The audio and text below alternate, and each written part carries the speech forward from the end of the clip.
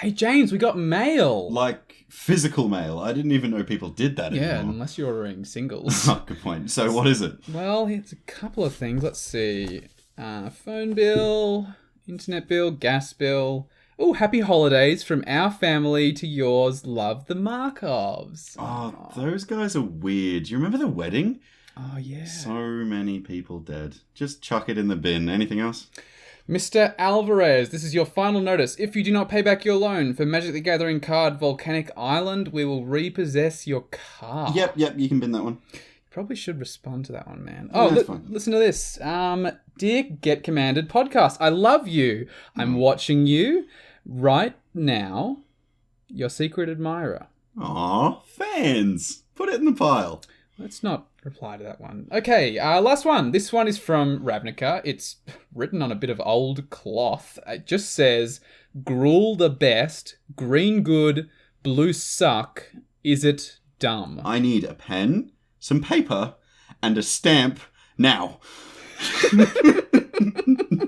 Oh, God. Welcome to the Get Commanded podcast by the Greensboro Commander community. It's the GCP, brought to you by the GCC, helping you to have better games with Commander. I'm your host, Walt. And hello, Commander players. I'm your other host, James. Now it's sticking. I'm saying that in every episode. That's the new thing? Yeah, okay. I'm gonna. It's my catchphrase. People have asked for it on shirts now, so I that's need the merch. It's gonna be the merch. That's got to be the first merch, right? It's got to be. Hello, Commander players. Ask me about my turn one win. That's going to be up there. Yeah. Maybe, surely, like something raffle related. The raffle is split second. Yeah, maybe, that's a good one. I also think just I play Is It. Like I'm in the Is It League, and then I can sell those, and then I've got a bunch of people walking around with it. I think, honestly... James, that's a religion. I hate to break it to you. It's not a religion, it's something different. It's called a cult.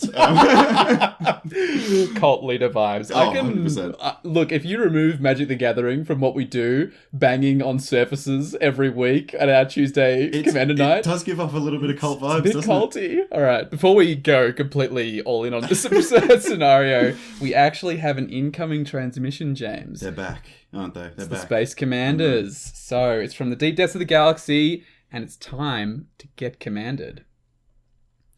Know when to respond and when to wait. This is Interesting. definitely in my wheelhouse, this episode. I'm know. seeing the relevance of that As you moment look before, down at my because, arm.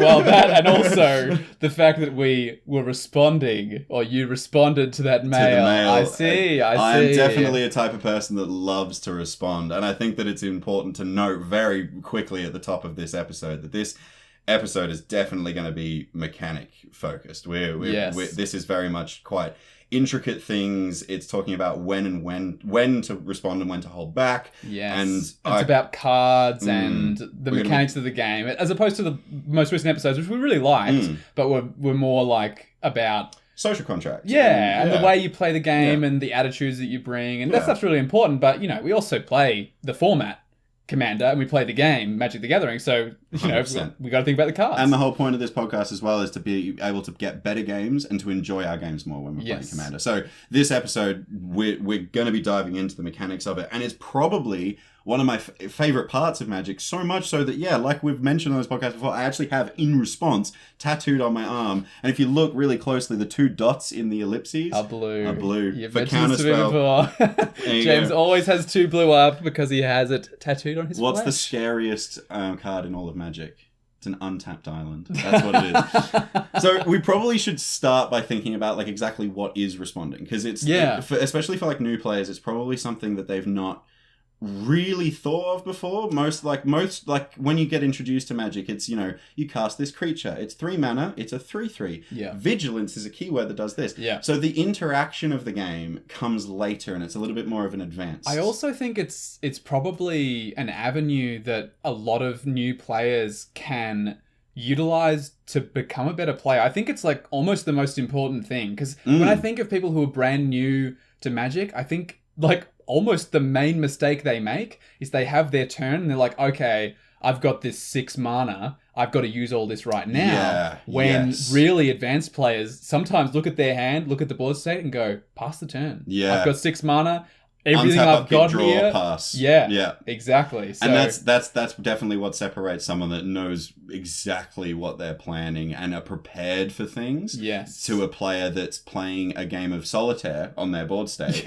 and not thinking about their opponents. So that's when we're talking about responding. Responding really, if you were to define it, is using your own resources to interact and interrupt or respond to what your opponents are doing. Right. It's always reactive, not proactive, right? Yes. Yeah. It's there's something that's going on over there. I need to deal with it. Yeah. Or there's something on the stack that needs to be dealt with before it even hits the board. Right. We'll definitely talk about counter spells at some point in this podcast, the I'm sure. It's going to happen. I'm sure. But realistically, it responding doesn't always have to be at instant speed, does it? Because it's the usual way that it would happen, but not always. It's just about stopping our opponents from doing what they want to do. Because obviously the phrase "in response" is a way you as a player can say to the players at the table that I've got something to do before that spell resolves and its effects happen. Right. But responding doesn't always have to be on the stack. No. You can actually do things on your turn, and it's definitely not always counter spells either. It's not always doing things like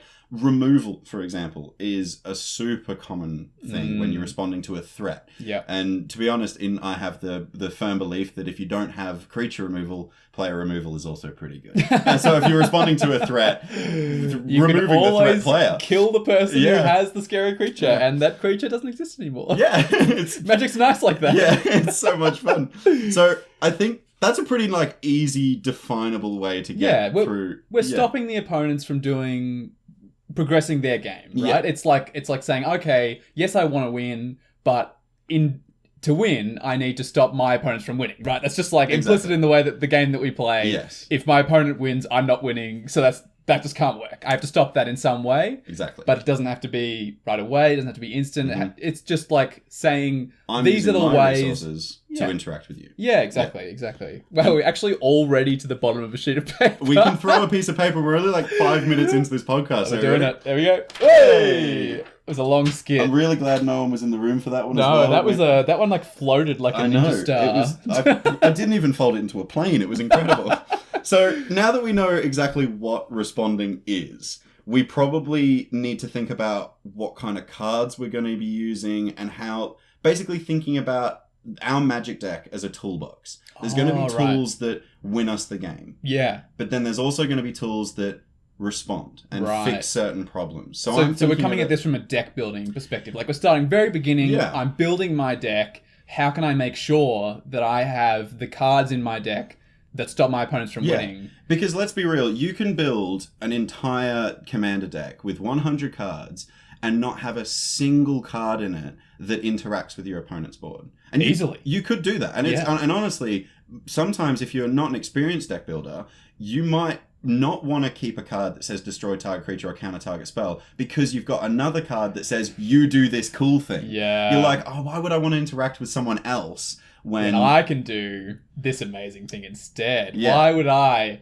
play Croson Grip when I could play Panharmonicon? Because that does so much that does so many cool things. And it gets me excited. When it pops off and all this kind of stuff. Yeah. But then that type of player is also probably really upset when someone casts Croson Grip on their Panharmonicon. Right, because it's not something they're planning for. Exactly. Yeah. So we probably need to think about the different types of responses. And we've already said it, the removal is a really great way of responding because let's single target removal. Because this gets rid of this one card that my opponent has. Let's say you play something and I stand up and point down and go threat, and then everyone looks at their hand and goes, how can the cards in my hand deal with this? So generally single target removal is becoming way more popular in decks. Right. As opposed to mass removal, board wipes, Day of Judgment, tile effects that destroy lots of things, which still have their rightful place. Yes. But I agree with you. I think increasingly people are leaning more towards single target removal, things that deal with one thing at a time. I know the Command Zone, for instance, used to recommend I think it was 5 bits of targeted removal and 5 board wipes. And I would say, and even they will admit these days, it's I think they actually said it in an episode. Yeah, I think they said it recently. They redid their template that they give to people when they recommend building decks. And now I think it's 2 to 3 board wipes and 8 to 10 bits of target removal. So you can see a huge shift there in the way we're thinking about things. The balance is definitely going towards more single target. And there's a couple of reasons for this as well, is because mechanically, board wipes can a lot of the time hit your own stuff. And if you sweep the board and start, it's almost like saying, all right, we'll start the game again. Yeah. And that can also, I know we said we wouldn't talk a lot about social contracts, but people are liking quicker commander games these days. Yeah. So single target removal does like this really nice thing mechanically where it hits the threat thing and keeps the game going. And it leaves everything else as untouched, it is. Yeah. And it allows you to be untouched. It allows your opponents to be untouched. But that single threat that was on the board by that really horrible stacks player and is staxing everyone out, you've now got rid of that. Good job. Now the game can continue with the board state that you've got. Yeah, for sure. I definitely agree with you. And I think when I think about most games that I can remember that probably went a bit too long, I can normally remember 3 to 4 board wipes happening. And that's probably why they went longer than I might have liked them to. Yeah. Because every time someone got close to winning, rather than someone, say, removing that one creature that's like threatening the table and then like winning yourself, someone board wipes and it's like, okay, like I'm glad you got rid of that problem, so otherwise we're going to lose. But now this game's going to go so much longer, right? Because all my creatures are gone, all your creatures are gone. My commander costs 15 mana at this point. Exactly, especially after all those board wipes. So, like, I've found that the single target removal is, like, something that's getting more popular and for good reason. Yeah. And I think that, I think defining single target is probably a good thing. Yes, said, I was actually just going to say. Destroying target creature, bouncing something is also single target removal as well. That. Yeah. So returning a target to its owner's hand, even... and might be a bit of a touchy subject, and we'll talk about it a little bit later, destroy target land. You know, that kind of stuff. Yeah, I mean, you're still removing a single target, right? Basically, if your card says target, it's a single target. That's what we're saying. And in this case, we're saying single target removal. So a single target, and it removes it in some way. So a counter spell is removing the before problem. It even hits the field. You're saying, I don't like this card, I'm removing it. It just happens to happen before it ever hits the table. That's the way a counter spell works. And one thing I want to add as well before we move on as well is if you look at CEDH and how the difference between CEDH and casual is different, CEDH decks run way more than 10. Like, because we're recommending like 10 targeted removal spells is pretty good in your casual commander deck. Like anywhere from that, near the high powered end to the precon level, because even the precons run about like 5 to 10 depending on what. And they've been going up as well from what I've been noticing. It used to be like maybe you get a murder of the card, murder the 1 black destroy target creature, and that'd be it. But now they're running multiple versions.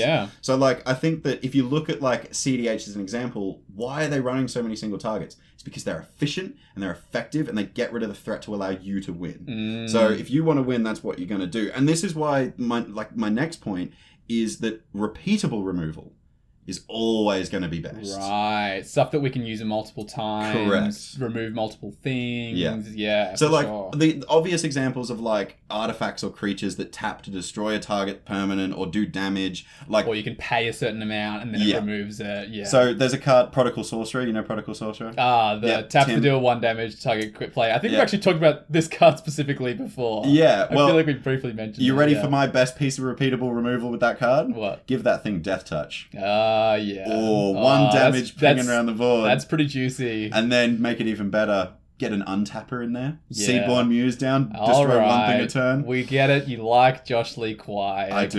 He's not going to have you on the podcast if you keep talking about Tim, James. But it's not going to happen. I play Unwinding Clock. But like, I think that repeatable removal is also really commonly found in synergies with your deck. Yeah, totally. And like, I'm thinking of like some really good examples. For example, you have like a Flicker deck, right? Yeah, my Reese deck. So Reclamation Sage, Acidic Slime. Way better than Croson Grip in that deck. Way better. So for reference, all of these cards we've just mentioned, Acidic Slime, Reclamation Sage, and Croson Grip, well, Acidic Slime's slightly different, but they all say on them, destroy target artifact or enchantment. Yeah. The difference is 2 of those are creatures and 1 of those is a instant. Yeah. So in a Flicker deck where your whole strategy is about basically casting spells that exile the creature from the battlefield and then return it to the battlefield, what happens is that trigger of the entering the battlefield effect goes on the stack again. So like with Reclamation Sage, my Reclamation Sage in my Flicker deck is way better than Croson Grip because like... You use it multiple times again. Yeah, you know, sometimes 3, 4 times. That's so much better than... you know, what in isolation probably is better as an instant, right? Because I can cast that any time. And especially like you look at Croson Grip and we'll talk about like Split Second and stuff and how that's better. And like theoretically it should just be better, but because the deck is about flickering, Reclamation Sage and Acidic Slime are better. And to be honest, I don't think I run any removal. I think I run like one spell, like an instant that removes in that deck, and everything else is a creature because I'd way rather have something that I can flicker and deal with multiple threats than just cast my spell and say that's it. And I've seen you like in a turn do that 3 times. Yeah. I've seen you Acidic Slime, and I think Acidic Slime's permanent, isn't it? Can you pop a land? I was just gonna say it's not Destroy Target permanent, but it's Artifact, Enchantment, or land. Yeah. I think I've seen you remove some pretty problematic utility lands before. With that. Yeah, I definitely have. But let's look at another example. If you're playing Infect or counters, running cards like Spread the Sickness or Wanderer's Strike. Now, basically, they're the exact same card. They're a relatively high mana cost. I think they're 4 and a black and 4 and a white, respectively. Right. The black one says destroy target creature. The white one says exile target creature. Right. But there's an extra line that says proliferate. Oh, wow. So if that card does something towards your deck, it's maybe worth paying the extra mana because maybe someone's on 9 Infect and there's a problematic creature on the table, but there's another player with 1 Infect left to go. Yeah. You can destroy the target threat and proliferate and kill a player. For sure. Well, and like...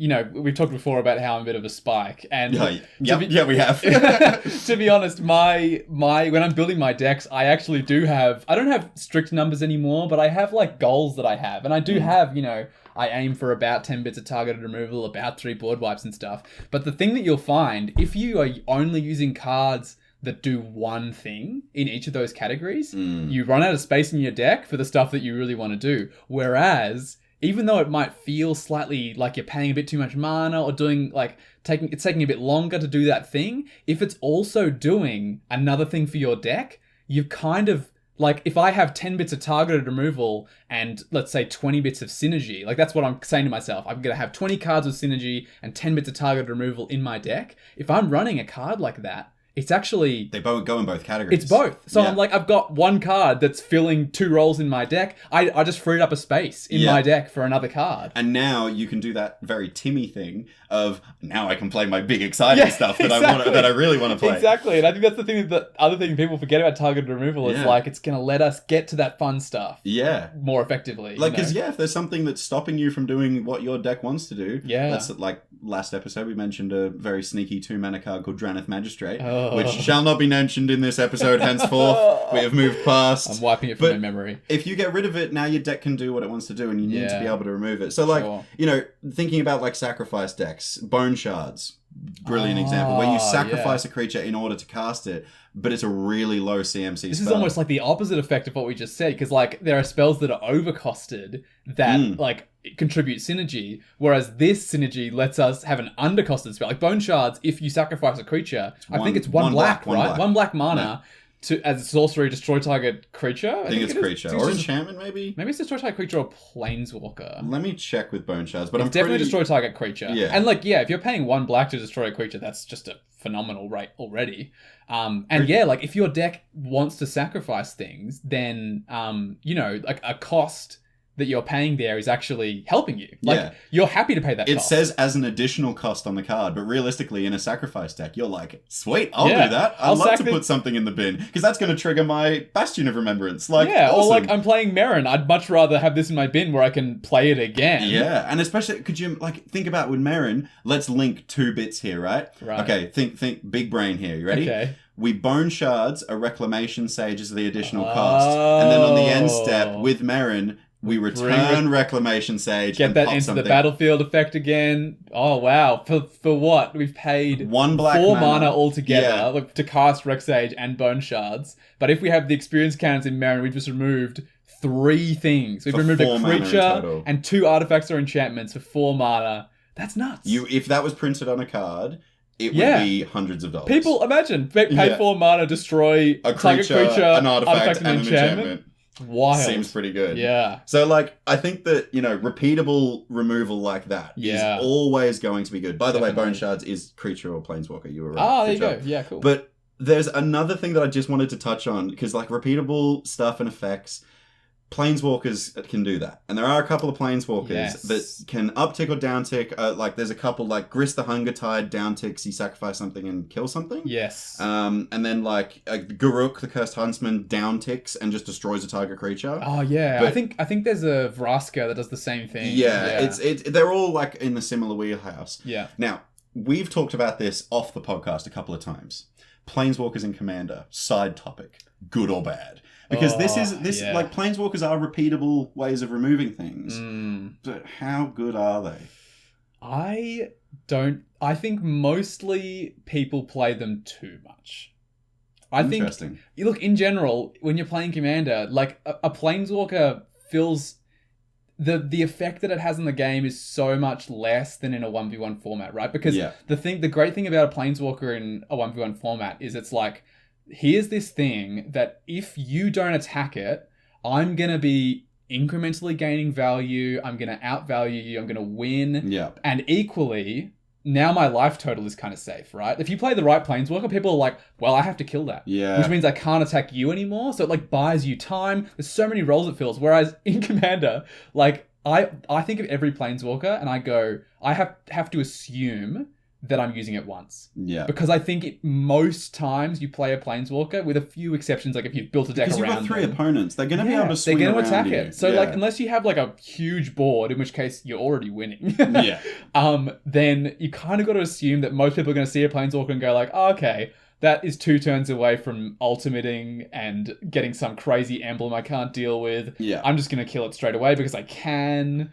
I think there's one planeswalker that does removal and responds to things that I run in one of my decks that I would recommend people run. And it's Teferi, Master of Time. Oh, well, yeah. I mean, but this is the thing. Like, I feel like this is a planeswalker that cheats at being a planeswalker. Yeah, like, true, because it the only downside, right, of a planeswalker is that in a game of Commander, it's like a sorcery, right? Yeah. Like, you do it on your turn, and then you wait, and then usually it dies, right? Whereas Teferi, Master of Time is like, hey, what are you going to do, kid? But this is what I'm saying. It's a viable way to remove things repeatedly because it does have that negative that phases a creature out. It does. And it does phase it out. It's different to removing it permanently. But let's, for example, say it's a Voltron commander that's got lethal on you. Right, that saves your bacon. I've seen it happen, for sure. I've seen people phase out. And it's also, like, I mean, it's instant speed, so it's the perfect response in general. Yeah. I mean, you can fish for a response, and right? You can draw a card, discard a card if you try to find your counter spell or whatever. So, yeah, I think there's a few exceptions to the general rule. I also think another thing to consider with planeswalkers is if they have a really good static, that can just be enough. Have you seen that new... I know this is a little off topic, but the new Tasha from the Baldur's Gate set? It's whenever you cast a spell that isn't yours, create a 3/3 demon. I just got a Yeleva deck. I'm not sure if you know. Oh, no! Yeah, I'm regardless. That's gonna be out of control. Super side tangent, but I'm so excited for that. I was actually that's a phenomenal example. I was thinking be a commander as well. Actually, it's got the cool, text, like nice, like that. Elements is the other new one that does the same thing. Which also has a passive that's really good, a static that's really maybe strong. It's something we're going to see more of in commanders. Yeah, or in Planeswalkers. I don't want to see it too often because it is so good. But like, yeah, if you find it, it can be so good in your deck. I was thinking of there's the. Oh my god, I completely blanked on his name. Nicol Bolas's brother, Ugin. Eugene, as people call him. Ugin the Ineffable, I think, is the one I'm thinking of. The static ability is colorless spells you cast cost 2 less to cast. Bonkers. Crazy. That in just an artifact. Because it's like meant to be like, oh, it's a colorless, like maybe Eldrazi deck. And no, if you're running that in an artifact deck, you're casting stuff for free. Yeah. Like I've emptied my hand with that card before. Like, just been like, okay, I pay 6 mana for this. Then I cast these 5 spells for nothing.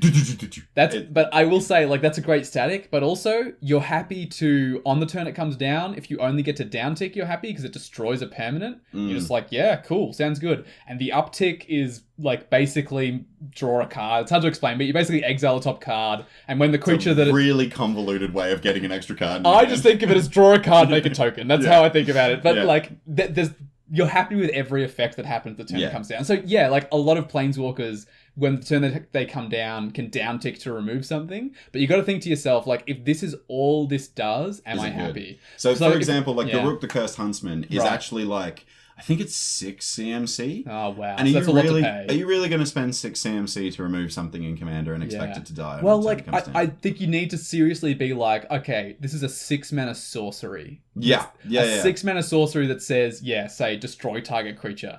Would you ever play that? No. So unless you, like, have a really strong reason to do so, or, again, if there's a static or it synergizes, or there's a great uptick or something, then maybe you can make it work. But, all the Planeswalkers I find myself playing are ones where I'm like, if this comes down and then down ticks and kills and dies, and that's all I get out of it, I'm happy, then whatever. Because I think the exception to this rule is obviously, like, if you're in a Super Friends deck, it just breaks all the rules. I would make, and again, but that talks about like the synergy with your deck again, right? Like if the synergy with your deck is that Planeswalkers are the best, removal on Planeswalkers is a big win. It's like it's doing what your deck wants to do. In that deck, you don't want the instant speed, like the instant responses, and you don't want the creatures respond either. Like you just want Planeswalkers because that's going to be way better for your deck. Way better. Yeah. So like, Planeswalkers are one card that like are repeatable cards, and there's a bunch of ways we can synergize cards to work with our deck to get repeatable removal. Yeah. But I also think something that is really good on cards that respond and cards that interact with your opponents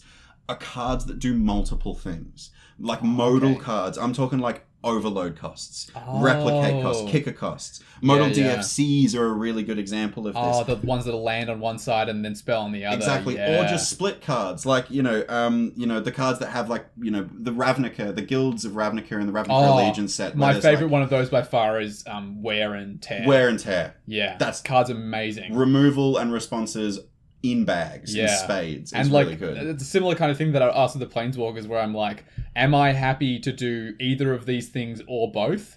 And in the answer with Wear and Tear, I'm like, hell yeah. Like, the 3 scenarios are, I think it's like pay 1 and a red, destroy an artifact, pay a white, destroy an enchantment, or pay 1 red-white, destroy an artifact or enchantment. Every single one of those scenarios, I'm over the moon. Yes. I'm like, sick. Because now I can deal with any of those threats that are on the board in front of me. And it's instant speed, isn't it? It's instant speed. That's so good. It's so good. So good. So good. But like, there's a couple of examples that I kind of want to warn people about, because especially if you're a new player, you might hear this podcast and you might think, this card does the thing that James said. It does 2 things at once. Right. I should definitely run it. So like, cards example of this are like Crushing Canopy, Crushing Vines. So they basically do the same thing. There are 2 and a green. One destroys a target enchantment, one destroys a target artifact. But they also have another mode where you can destroy a target creature with flying. And they always put these in draft sets. Yes, so that green can handle. What a great sideboard card in a draft. Yeah, but in Commander, at best, it is a sideboard card in draft.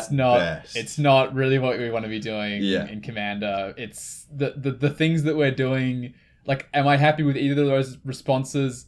Sometimes, but also there are going to be times where I draw that card where it does nothing. Yeah, destroying a target enchantment for 3 mana is not bad. Too bad, but when are you, like, realistically, how much of the time when you're like, hey, I need to remove that creature, how much of the time does it have flying? I would say, like, 20% of the time. Yeah, and it's just a way better alternative that just a card that does 2 things that destroys a target enchantment. What? Wilt. You can cycle it. You can just cycle a card and draw. Yeah, destroys an artifact or enchantment, or pay 2 colorless, cycle it. Yeah, for sure. Because if it's a dead card, you can get it out of your hand and get a card that you need. Yeah, or even Return to Nature is similar. Yeah. 1 and a green, destroys an artifact, or destroys an enchantment, or exiles a card from a graveyard. Ooh. If that card wasn't so cheap, I feel like people would play it more in a weird kind of way. I feel like because everyone's seen it, they're kind of like, I know what that does, that's fine. Yeah. But like, I feel like if that was printed on as a rare and we hadn't seen that card before, people would be like, man, this is nuts. Because it's like, that's a good point. It's really good. It does a lot of things. Yeah. It's a very modal card. So like, that's a really good example. But like,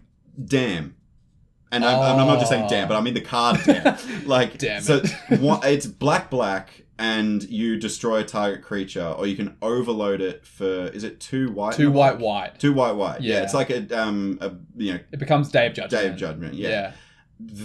So good. For people who don't know, by the way, overload, it's worded in a particular way. You replace each instance of target with each. Yeah. So I'll read the instead of saying text. destroy target creature, which is if you play black on Dam. Instead, you pay 2 white, and it says destroy each creature. Yeah, so the specific reminder text on the card is you may cast this card for its overloaded cost. If you do, change its text by replacing all instances of target with each. Yeah, right. So this is a really good example of a card that I was saying, that it does 2 jobs. Yeah. But it's versatile in your hand. If you need a board wipe, so let's say the threat isn't one target creature. Let's say it's the Krenko player and they have a million goblins. And you're like, oh my god, they need to go. Yeah. If you draw Dam, you're happy because you can blow up everything. It hits all your creatures, but you're safe, right? You're responding to the threat in the appropriate way. Yeah.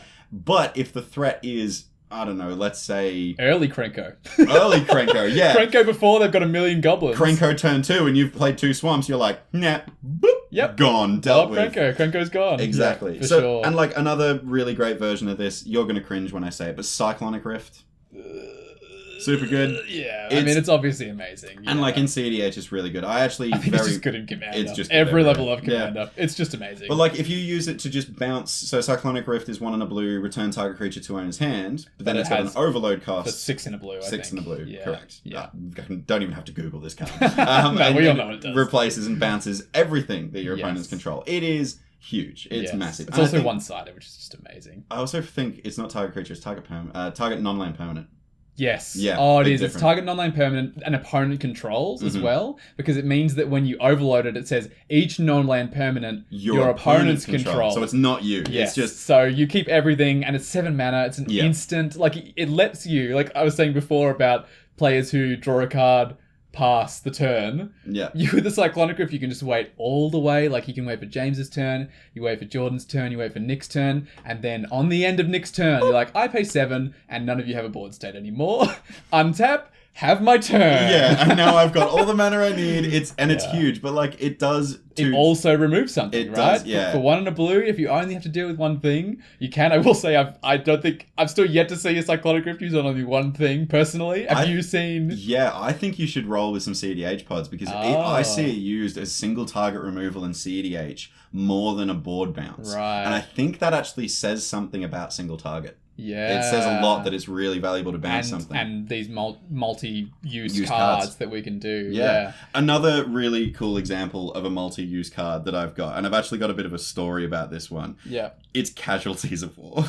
Have you ever heard of this card? Oh, is this the black and green one? Yeah, I'm going to bring the card up so I read it exactly. So it's 2 black, green for a sorcery. So 6 mana sorcery. 6 mana sorcery. So it's quite a big thing. Yeah. But when I say cards that do multiple things are good, this is the level that I'm talking about. I think I know this one. Choose 1 or more. Destroy target artifact. Destroy target creature. Destroy target enchantment. Destroy target land. Destroy target planeswalker. Man, does everything. It does absolutely everything. If you are ever in a pinch and you need to hit an enchantment, a land, or something, you do it. But the other great thing about this card that I really, really like is if there is just one threat. Let's say it's someone's got, I don't know, a stasis down. Right. Yeah. Awful. I've been playing a lot of CDH recently. That's a threat. That's a threat that's coming to mind. I've never seen a stasis, and I hope I never do. Yeah. Okay. So stasis is down. You're terrified. Yes. You draw Casualties of War, and you've got the mana. Right. How happy are you that you can not only remove stasis, but everything else on that list because it says 1 or more. Yeah. This is one of my favorite things about this card.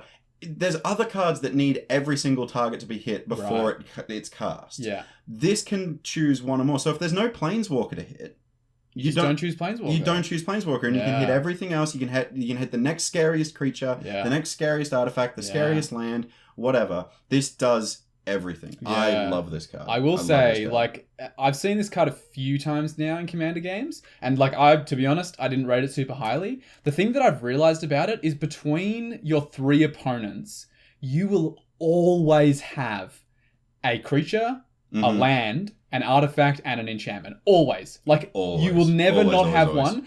And, like, sometimes you'll blow up a mana rock as the artifact, which doesn't feel so good. But if it's a Soul Ring, if it's a Soul Ring, you're happy as hell. But, like, a lot of the time, it's like, I'll get rid of this Rhystic Study, that creature that has 20 counters on it, and your Azor's Gateway that's about to flip. Like, you can because you choose as many as you want, and then you dust choose your which ones, hands. and you're like, yeah, I've dealt with everything. And when you think about it in terms of mana cost and a breakdown, 6 mana, if you were to cast 3 cards at 2 mana each that did the same thing, you'd feel better about it, right? Yeah. But you feel even better doing this. It's one card. It's one card. It does all those things in the same slot. If you had 7 cards in your hand and you cast Casualty of War, you've dealt with all those things. You've got 6 cards left in your hand. Whereas if you had your Croson Grip and your Bone Shards and stuff, yeah, they're great in their own particular way, but Casualties of War is going to be like, nah, screw that. You can have 6 cards in your hand instead of 3 after you've done all this stuff.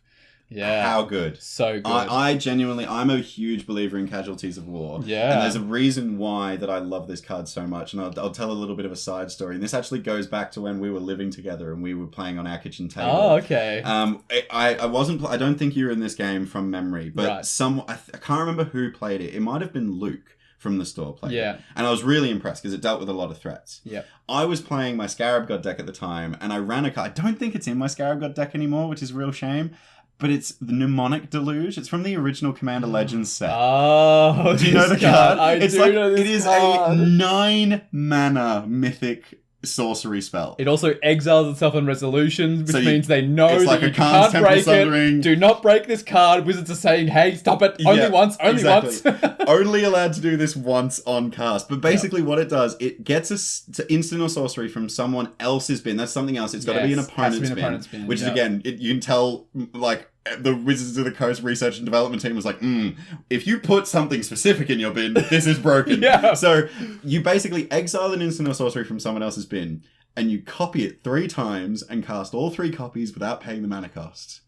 So how good do you think I felt when I hit Casualties of War and I destroyed 3 target creatures, 3 target enchantments, 3 target artifacts, 3 target lands, and 3 target planeswalkers. Oh my god, I felt like God. James, I hate to break it to you. I was in that Commander game. You know what I was thinking of Casualties of War when you were playing it earlier? Telling you about it earlier, is I was kind of like, man, I remember somehow someone one time against me got multiple copies of Casualties of War and it was so good. Man, it would feel so good to have multiple copies of Casualties of War. And then you're telling me that story and I was like, it was James. Of course it James was me. did it to me. I genuinely think Casualties of War is probably one of my favourite removal spells in all of Magic. For sure. Actually, it's growing on me. Yeah. I just think it's good. It fills every slot. Yeah. And I think it's worth mentioning here as well. Like, we're talking about targeted removal, but I know we said single target removal before, but if we can remove multiple single targets, we're totally happy to do that. We're not talking about board wipes because we're not talking about that mass removal, but stuff that deals with 2 things or 3 things is great. A card that I've been won over with completely now. Oh no, I'm gonna blank on it as well. It's the one. It's 2 and a black. It's an instant Soul Shatter. Oh yeah. Each opponent sacrifices a creature with the greatest mana value among creatures they control. Gets around hexproof. I love that. It's so good. It's a 3 mana instant that always in a Commander game, if you've got a full pod, removes 3 creatures. And that's usually, the biggest threat at the table is usually a big mana creature that's doing something really 9 times powerful. out of 10, that's the problem creature is the big one. Yeah. So, it's nuts.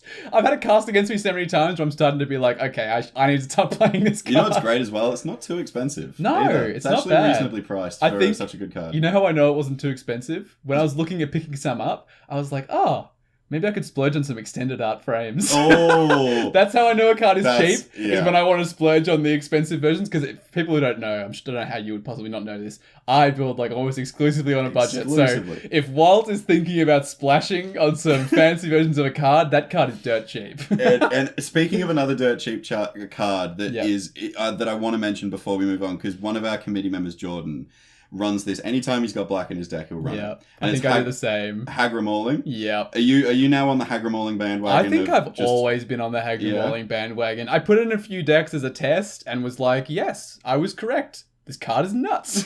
So, for those that don't know, it's a removal spell, single target, destroys target creature. Yeah. But it's a modal dual-faced card. On the back of it, it's a land. Yeah. And it's it's overcosted. I think there's a way in which it becomes murder. I think if an opponent has no basic lands, I think it costs 1 black. Not 95% of the time, you're going to be paying 2 black, which, is overcosted. But like we were saying earlier, this card sits in multiple slots in your deck. Yes, it's your single target removal spell. It is also a land. So in that, whatever threshold you're aiming for, I aim for like 36, 37 lands in my deck. That just became a land that removes something. That is so good in your deck. And you were so close. So it is 2 black, but it costs 1 less if an opponent controls no basic lands. Oh, isn't that... I thought that's what I said. Is that exactly what you said? Maybe I said non-basic lands. Yeah, okay. Not sure. Yeah. No basic lands. Anyway, The whole point of it is it tends to murder then. Yes. And I don't think I've ever seen it properly. Have you seen it happen? One time, really? The other day, I cast it and I was like, "Oh my god!" And I almost I wanted to because we were playing in the game all store. Dual lands or something? So someone just had. They were like playing like a 5-color deck, and they just played like a bunch of tap lands and like shocks and stuff. And I was looking around the table and I was like, I wonder if this is gonna. Oh my god! I've done it. I've just cast murder when it's a land. I used a land to cast murder. It's so good. But it's one of those things that if you have nothing else to do, like with Wilt, you just cycle it away. You play it as a land. It's one of those great things. Becomes so much better. For sure. Yeah, we could talk all day about how good these cards are. Oh my god! But there's something else that I think is really good when you think about cards that do multiple things. It's cards that do completely different things, but also remove. Oh, so not necessarily cards that like can remove in 2 different ways or remove 2 different things, but like a card that can remove and do something else. Sort of more like Hagra Mauling than like Casualties of War is what you're saying. Yes, correct. So there's cards that I'm thinking of here. Like I'm gonna get Wax and Wane up on my phone so you can see it. But basically, it's a card that is split into 2, so it does 2 different things. So one side, like Wear and Tear. So you can cast one card or the other or both when you cast a spell. But they do 2 completely different things. So what we're looking for here is the Wane side. Now that's 1 white mana, destroy target enchantment. Okay, pretty good. Fine. This one, great rate. It's instant speed, fantastic. Cool. We're happy. Yeah. Wax, the other side of it, is 1 green mana, and target creature gets +2/+2 to end a turn. So it's not like a massive buff, but it just does something else, Yeah, so and there's going to be times where that's going to be more important than removing something, right? Yes, 100%. So for example, I'm going to get this one up. The Repudiate.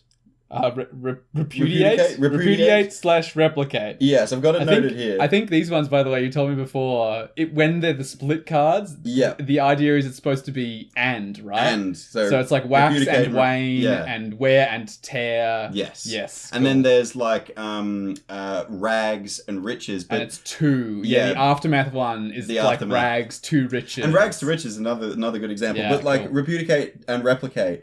The Repudiate is hybrid Simic mana cost. Yeah. Instant, counter target, activated or triggered ability.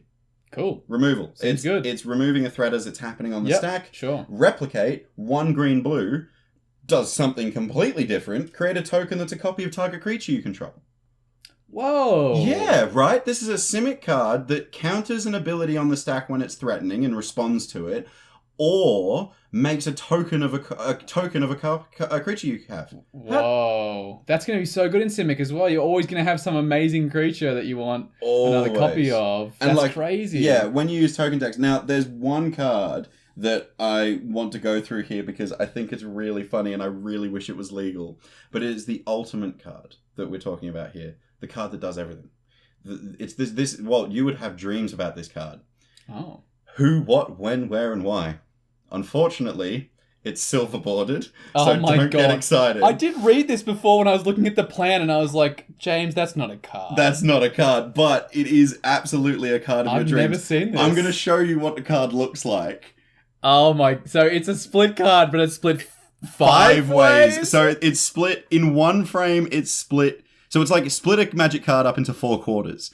In one of those quarters, it's split up again into 8. I hate looking at this. It's I'm not gonna lie. Painful. So, like, for example, the Who is... the Who is a white card. It's X and a white. Target player gains X life. So that's pretty good. Okay. Fits in white strategies. Seems good. The What is 2 and a red. Destroy target artifact. So it's just like... Okay. Yeah, red does that really well. Yeah, the fun. When is 2 and a blue. Counter target creature spell. That fits in the blue strategy. Yeah, pretty good. Where 3 and a black. Destroy target land. It's pretty decent. And the Y is 1 and a green, destroy target enchantment. How can that card not be legal? That is I want that card. I don't have a single 5-color deck. I want to build that as my commander. That's your commander? But every time it's 2 extra costs. Oh. How cool would that be? I mean, it would be pretty mean. It feels a bit like Child of Alara. Yeah, that's a like good it's point. kind of like, hey, my deck is about Not I letting hate you do stuff. I hate you so much. Yes, good point. But like when I was like thinking about cards to use as an example, I thought this was a really funny one. That is a pretty funny one. I like the silver bordered cards. I think they actually they're obviously funny, but they're funny in a way that feels right for Magic. Yeah. Where like I've played against someone who was playing a commander that was silver bordered, and they were playing a deck full of silver bordered cards, and they said at the beginning, they're like, hey, I'm playing this silver bordered deck. And I was like, without a split second thought, I said, yeah, do it. Let's see it. I really want to see this. Yeah. Awesome. It was super rare too. Dr. Julius, I think. The one that cares about creatures melding together. The weird. What's it called? I don't think it's called meld. It's called like augmenting. Augmenting. I think it's augment because I remember Mark Rosewater in an interview actually admitted that mechanic was the birthplace of Mutate. Oh, because that's basic. Yeah, it's like really similar. Yeah, so I think that the Wizards of the Coast team definitely used those cards as like a way to test things out. Cool. And like we've clearly done split cards before, but Wizards, if you're listening, I want who, what, when, where, and why. Make the commander legal. Yeah, make it commander legal. I hate to call back to it, but the rule zero conversation, James. True. You can make it happen. That's a great. I'd play against you who, what, when. I'd play against it. So, okay, we've talked a lot about like targeted removal on the board. Yes. But there's an area of the board state that everyone forgets about. Sure. The graveyard. And the reason why I'm mentioning it is because I've played against graveyard decks for a while because you played Merrin. I did play Merrin for a long time. That was like my main deck that I played when we used to play together on the kitchen table. It was definitely the baby deck at the table for sure. It was loved and cared for. It was bottle fed and tucked in every night. But like, I think that people forget that threats in the graveyard are still threats. They are. And they do need to be responded to. So for example, we a couple of episodes ago, we mentioned Arami. Your Arami deck. If we see Gary in the graveyard, that's got to go. Whoop whoop whoop! Yeah. Sirens, lights, everything. That's I actually like as a as a measure of politeness. Whenever Gary hits my bin, I actually like PSA, public service announcement. I tell everyone because sometimes people aren't looking. Well, and I feel like because people miss the graveyard, it's almost kind of being like, hey guys, just so you know, if you don't do anything, I'm going to win the turn. Win next turn. Like, it's going to happen. It's kind of like having, like a card. If you had a card on your battlefield and you had a million other cards on there, but one of the cards said, in your upkeep, if you have this condition, which you already have, you win the game. Don't you think, as a measure of politeness, you tell someone, hey, I'm going to win on my upkeep. Like, just so you know. Good point. Like Felidar Sovereign, I think it's called. Or Rags to Riches. Yeah, anything that says, if you have a certain amount of life, you win the game. If no one's noticed it feels a bit rude. You just got to say it. I just think it takes like a half a second, and like it's the kind of thing where either someone noticed it or they didn't. And if they noticed it, they're going to be fine to hear it twice. And if they didn't, then if you don't tell them, they're going to be kind of like, oh, well, if I'd known about that, I would have gotten rid of it. And anyway, I like to warn. I think we mentioned this in our communicating episode as well. Probably we did, yeah. But like... it needs to go, is what I'm saying. If I have Gary in my bin, in my Arami deck, someone should get rid of that. Yeah, and so running graveyard removal, I mean, Bojuka Bog, Tormod's Crypt, great examples, but they're like big, boom, one-time kind of effects, you get rid of them all. Yeah. So maybe a couple of spells, maybe a couple of creatures that do it, like... we mentioned Return to Nature, exiles a card from a graveyard, there's the ooze that you can pay to and exiles a card. I really want to try Scavenging Ooze. Scavenging Ooze, that's the one. Yeah, everyone who's played it has said it's way better than it looks. It's 1 and a green. I think it's like a 1/1, but you pay a single green mana and an exile card from a graveyard. If it's a creature, you put a +1 counter on Scavooze, and I think you gain a life as well. I'm pretty sure. Like anyway, but like the main thing is you just at any time you pay 1 green mana and exile a card from a graveyard. And you know what's awesome about that as well is instant speed. Yeah, so like hold this, it up. Yeah, and like another really great card as an example for this that's also at instant speed, Noxious Revival. Now, a lot of people... This is an interesting way to remove from the graveyard. Do you want to explain what the card does first? So Noxious Revival is 1 green Phyrexian mana. So it means you can pay it with 2 life or a green mana. Yeah. It says return target card from a graveyard to the top of its owner's library. So a lot of people read this card and go, this is graveyard recursion. Yeah, I can, if I have that amazing thing that I want in my bin, but I want to get it back before my turn, I pay my Phyrexian mana, my green mana, whatever. I put it on top of my library. I Draw it for untap. turn. I draw it for turn. I've got it back. Cool. Perfect. Yeah. And honestly, you do use it like that a lot. And this fits in the conversation that we just had that it does two things. Yeah, right? because it can do that. Yeah, and it's not necessarily written on the card that it does two things. No. But you can use it in two ways. Got to read into it. So if you heard my emphasis on the word a graveyard, you can target opponents' graveyards, which means, let's say, and this is, I love the fact that it's Phyrexian mana as well, because you can bluff the fact that you've got it in your hand. Yeah. Let's say Walt's got Gary in the bin, and it goes round the turn, no one's had the ability to remove it, and I'm sat there going through the rest of the table, oh, sorry guys, I can't do it, and I tap out on my turn. Lying, in other words. And bluffing, it sounds so much nicer if you say bluffing, Walt. Okay, sure. But then you tap Arami and target Gary as the creature to get Encore. Creature. Yep, so it has Encore. In response, Walt. In response. Okay. I'm going to pay 2 life and Yes. cast Noxious Revival. James, you're a liar. And put Gary on the top of your library. James, you lied to me. I did lie to you.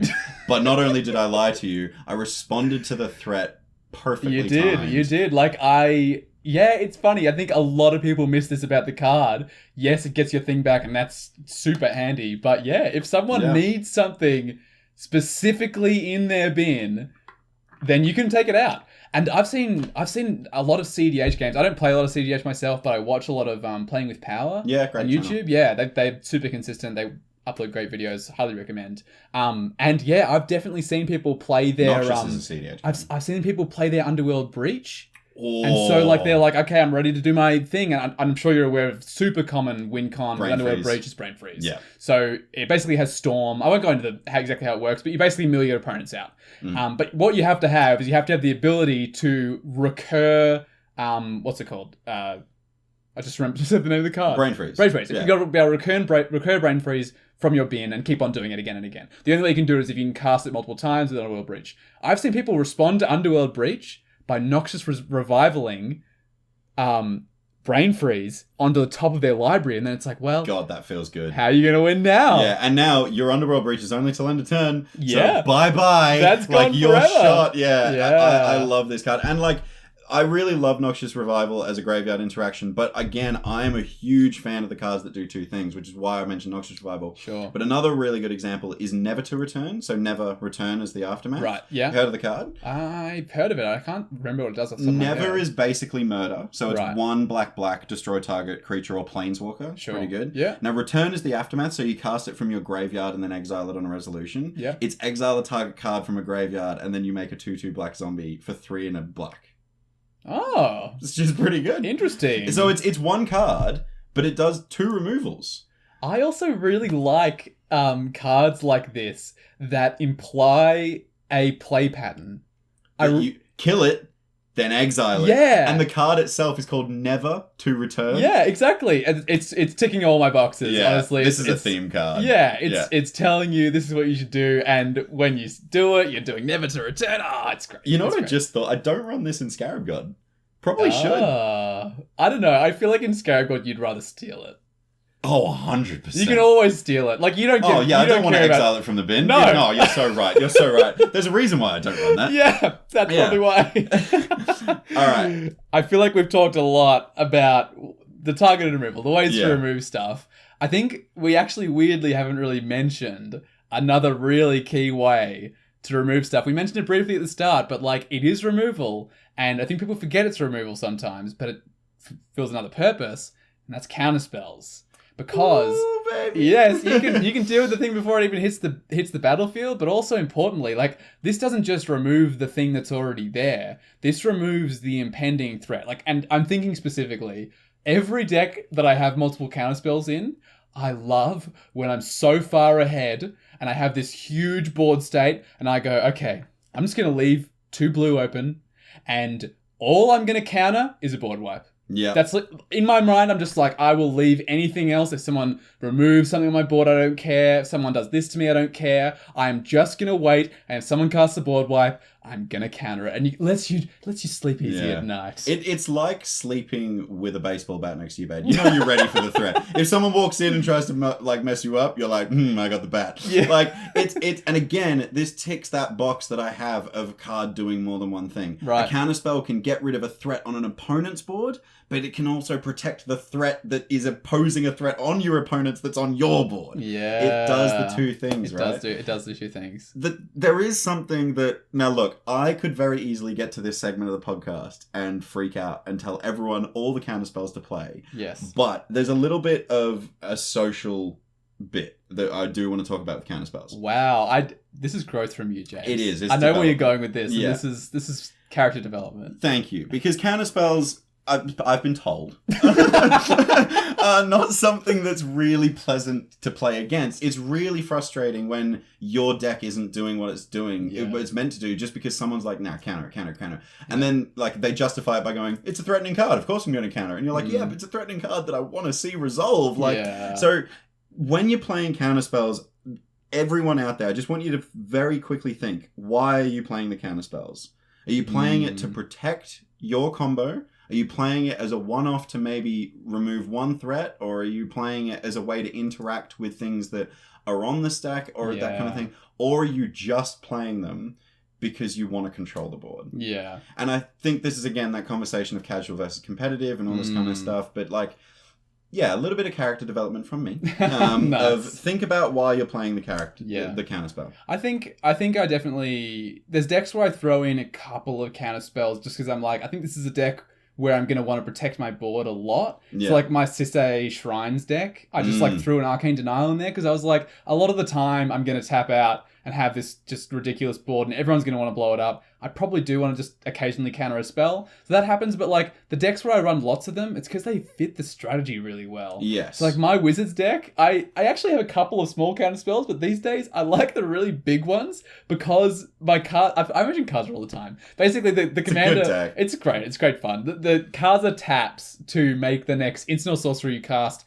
cost X less to cast, where X is the number of wizards you control. So it's basically Walt was like, I'm going to build Izzet spells, but I'm going to make it tribal and harder to do than any other way possible. And not like James would build a deck at all. Yeah, not at all. I would build Izzet with very differently. It's also, funnily enough, I set out to build an Izzet Spellslinger deck, and it's not a Spellslinger deck. You just cast one big spell. You're not casting multiple spells. That's true. You just want to cast one big one. Anyway, what I'm going to say is that the counter spell I had my eyes set on very shortly after building the deck was it's justly wise. Sublime Epiphany. Sublime Epiphany. Ticking more of my boxes about doing multiple things. Also doing multiple things. So it's 4 blue. I'm gonna see if I can get this, and then you're gonna check me. I'm gonna bring it up. All right, we're gonna test Walt's memory. But basically, the reason it's so good in the Kaza deck is you can tap Kaza, and you can turn this into the same cost as counterspell. Right? If you reduce the cost by 4, you're paying blue, and I'm gonna spoil it. One of the modes is counter target spell. That is one of the modes. Okay. All right, Walt. I've got the card up. Okay. You were correct on the mana cost for blue. Okay. It is an instant spell. Okay. It counters a spell. I'm not gonna get them in order. Just tell me if I get them all. Yeah. Okay. Counters a spell. One of the modes, so you choose one or more. Yes, correct. Counter target spell, draw a card, return target non-land permanent to its owner's hand, create a token that's a copy of a creature you control. Is that all of them?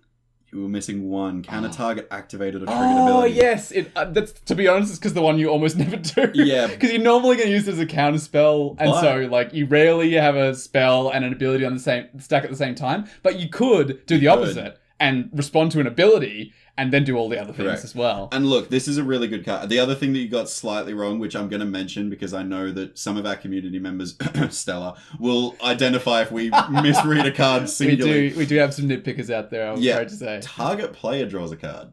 You could make an opponent draw. Just saying, it's a political tool. Yeah, or if they've got no cards left in the library, just get them over the edge. Of course, that's where your brain goes. Yeah, I love this card as well, Really and I think fun. Again, it's that synergy in your deck that makes this card really good. And it's doing the multiple things, right? We did say bouncing something is a removal thing, countering a spell is removing something, triggered ability is a removal thing. You could theoretically remove 3 things, right? You can bounce something, counter a spell, counter an activated ability. God, did feel amazing doing that. And you're always drawing a card, right? So it replaces itself. Yeah. It's so Card's good. amazing. When we're talking about responding, we've talked a lot about removal, but we've mentioned it in this section here because it's counterspell magic. But another part of counterspell magic is like protection magic. So it's responding to when people are trying to remove your stuff in responding in a way that protects you. Yeah. So counterspells are a really obvious way of doing it, especially if you're playing combo decks. Combo decks, that's where I actually recommend to the podcast listeners to actually go out and run counterspells, because you need them. You need them to. If you've got a combo and you're going for that combo to win, if that's your win con, you need to protect it. But I'm talking now other cards that protect you. And I'm going to reference one of our committee members and community members that's been a long-standing member. If I just say his name, you'll be able to say the card that I'm thinking of. You ready? Yeah. Nick. Settle the Wreckage. There you go. Bingo. So Settle the Wreckage is an incredible protection spell. It destroys... Does it destroy? Exile. Far out. So I think this is also another modal one. Oh, wait. No, I'm getting confused. No, Winds of Abandon is modal. Wind of Abandon is modal. But another great example. Settle the Wreckage is 2 white. Exile all attacking creatures. For each creature exiled this way, its controller may search their library for a basic land card and put it onto the battlefield tapped, then shuffle. Yeah, it specifically targets the player. That's the bit you missed. Okay. So if the player has hexproof, it doesn't work. But sure. It still targets. But yes, 2 white instant.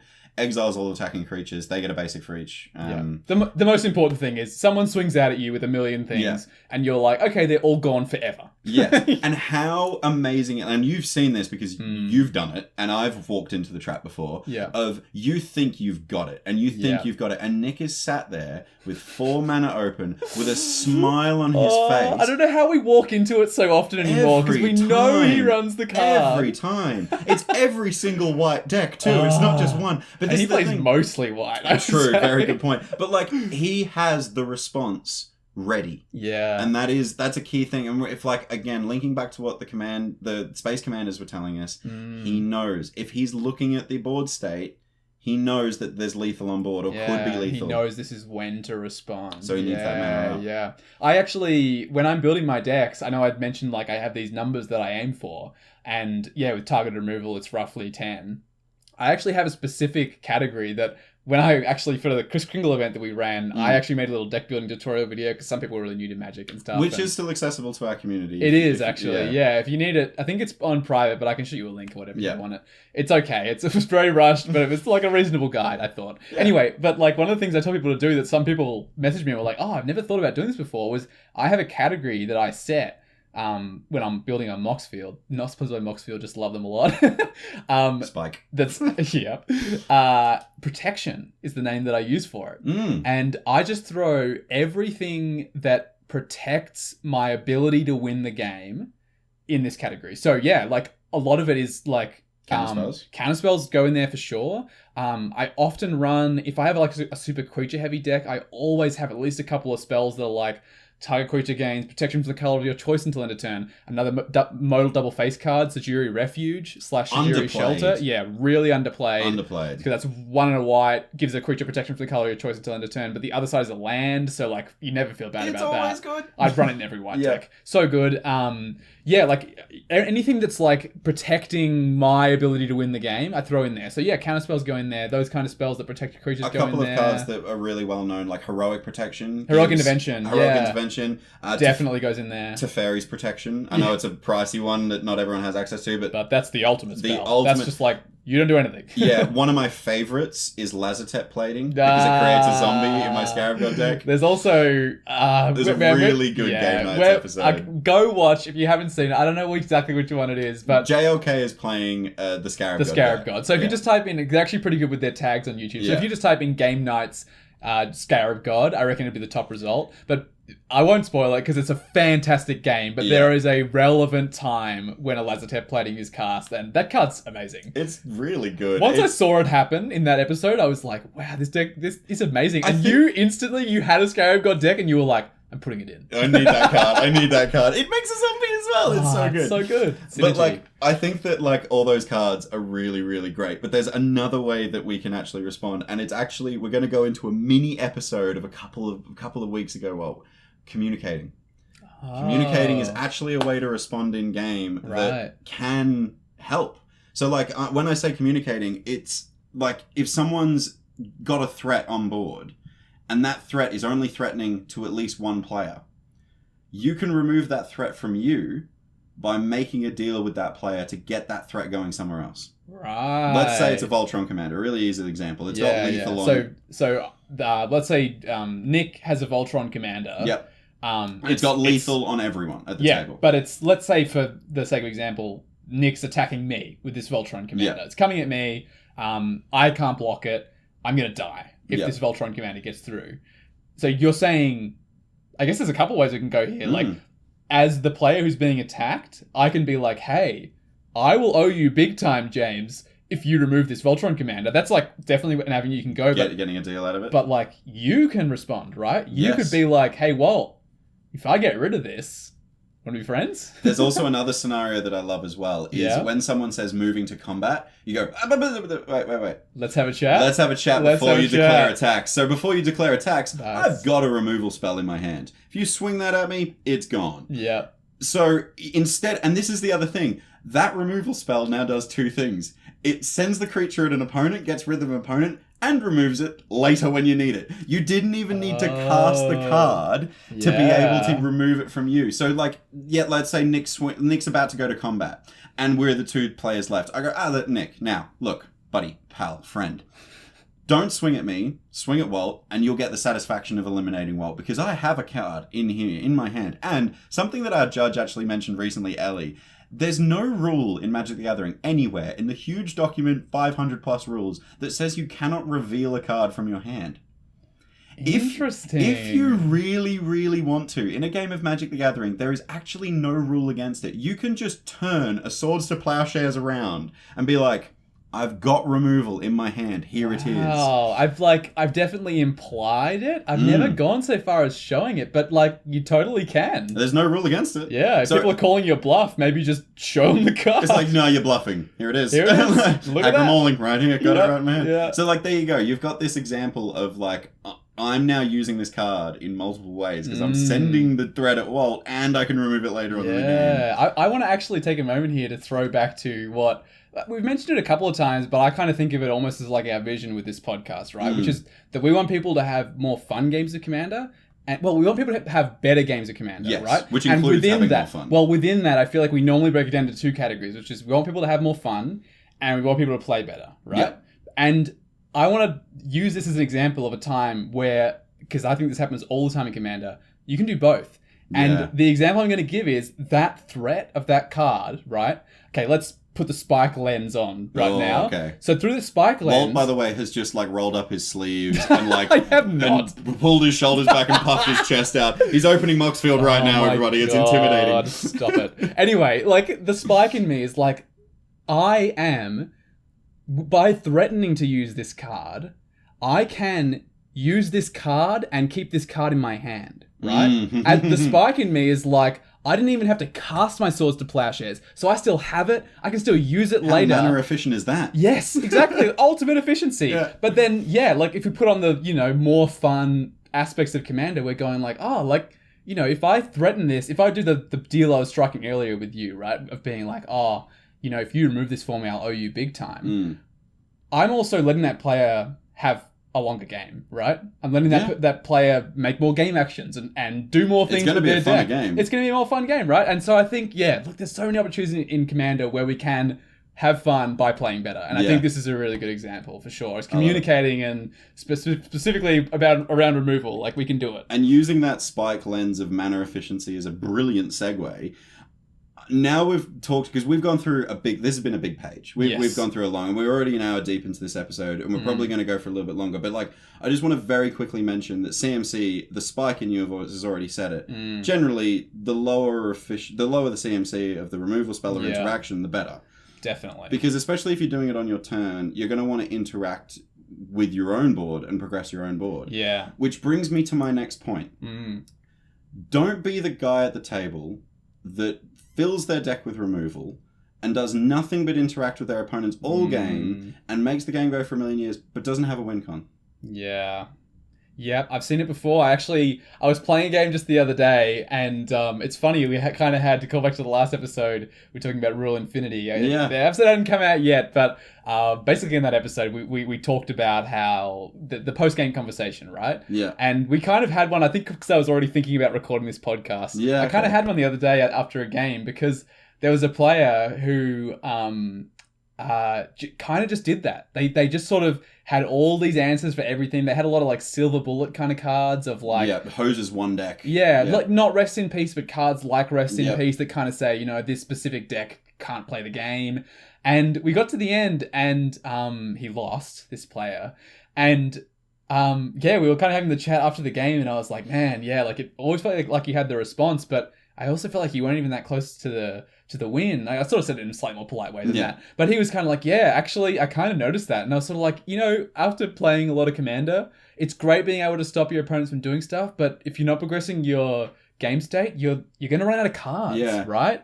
Exactly. And this is why, again, that I love repeatable removal and I love cards that do multiple things, especially when they synergize with your deck. Synergizing. I was just going to say, the synergy is really where we want to be, especially with removal. So after that incredibly long conversation, let's throw this sheet. Oh my god, this sheet, the first sheet took us like 5 minutes. That was an hour and 5 minutes. Oh, what an effort. That went all the way to the other side of the room. There we go. Impressive. Beautiful. So, now that we've got the tools... Yes. And now we've built the deck. We've got the removal in there. Like, we've planned ahead. It's all ready to go. Let's talk about some of the instances and the situations that we actually are going to need to respond. Sure. So, one of my favourite places to play Magic the Gathering is on the stack. Right. And one of my favourite phrases to say in Magic the Gathering is in response. Yes. So, let's talk a little bit about the stack, and let's talk a little bit about when to respond on the stack, and more specifically priority and a bunch of other things. But first of all, I want to say when you're responding, most of the time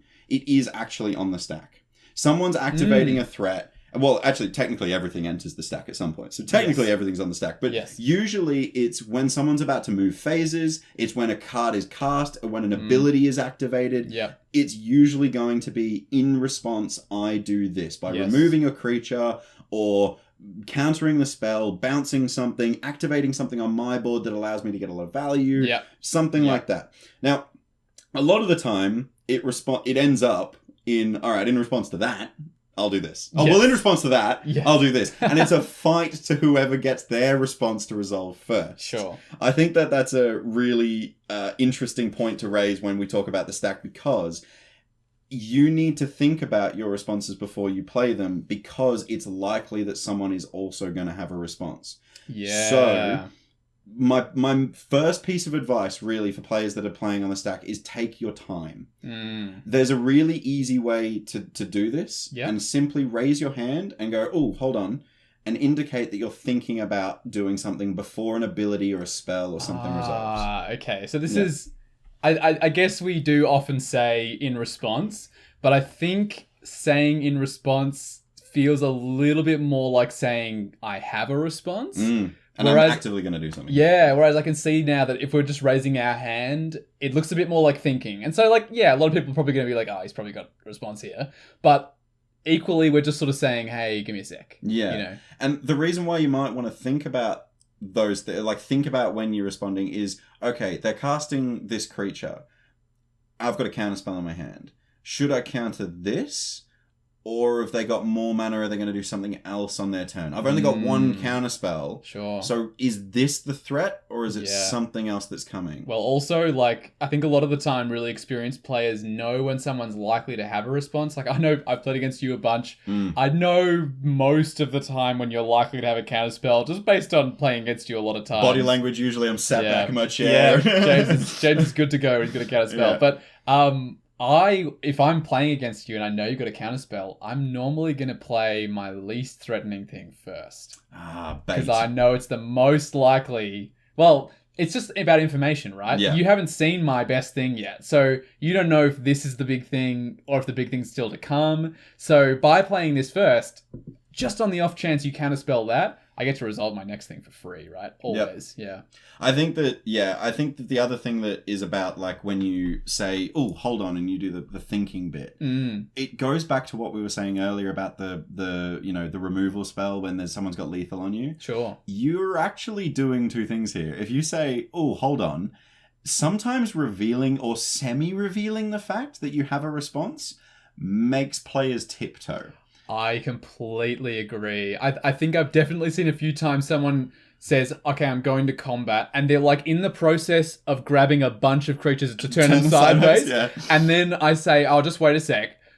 And they go, oh, okay. And they quickly like take their hand off a bunch of creatures. Because they don't want to commit to swinging? Yes, because they're like, oh, okay. Now that I know that he might have a response. And then they're like, okay, I'm going to swing these 3 creatures. Because I'm willing to lose those. Yeah, basically. Yeah. And so like, yeah, just by holding them up, you can get people to kind of be like, oh, they become actually. Timid. Not only does that player become timid, everyone else does. Remember, you've got 3 opponents. Yeah. So like, if you go, oh, yeah, hold on before combat, okay, no, that's fine. You can go to combat. Yeah. And then the next player in line to go is going, should I be worried about combat? Yeah. Like, what has Walt got? For sure. And like, again, this is why instant speed is so good when it comes to responding. Like, instant speed is phenomenal. You know what's even better than instant speed? What? Split second. Oh, we've actually mentioned Croson Grip a few times here. Yes. So it's an instant for 2 and a green, destroys target artifact or enchantment, and it has split second. So I'm assuming you're going to find a card here so we can read the actual rule of the split second. Split second as reminder text, it says, as long as this spell is on the stack, players can't cast spells or activate abilities that aren't mana abilities. So in other words, you can't do anything. Like it says that aren't mana abilities. Oh, there's one... You can tap a land. No, there's actually one ridiculous example here that I realized the other day. It was like I was like lying in bed, I was about to go to sleep, and I was like... And that was a magic thought, and I was like, what a loser I am. Thinking about magic in the middle of the night. What's her name? Selvala.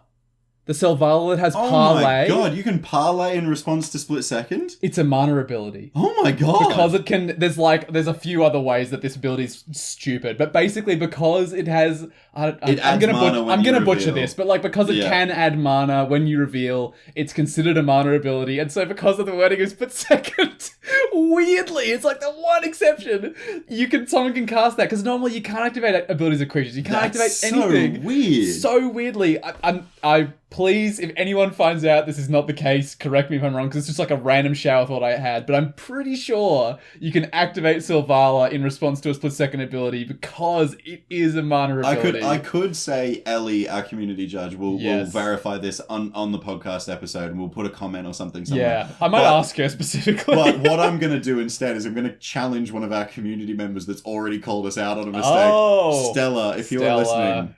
I'd like you to do the research for this one. So, Stella probably already knows. She's probably sat there right now going, they're wrong. They're wrong. Oh, I hate it. The reason why split second is so good is because it means your opponents can't respond to what you're doing. I get to respond. You don't get to respond. Yes. Yeah. So Croson Grip is like if they're about to do something with an artifact or something, and you remove it with split second. There's this weird, awkward moment when a split second spell is put on the stack where the opponent goes, can I do anything about this?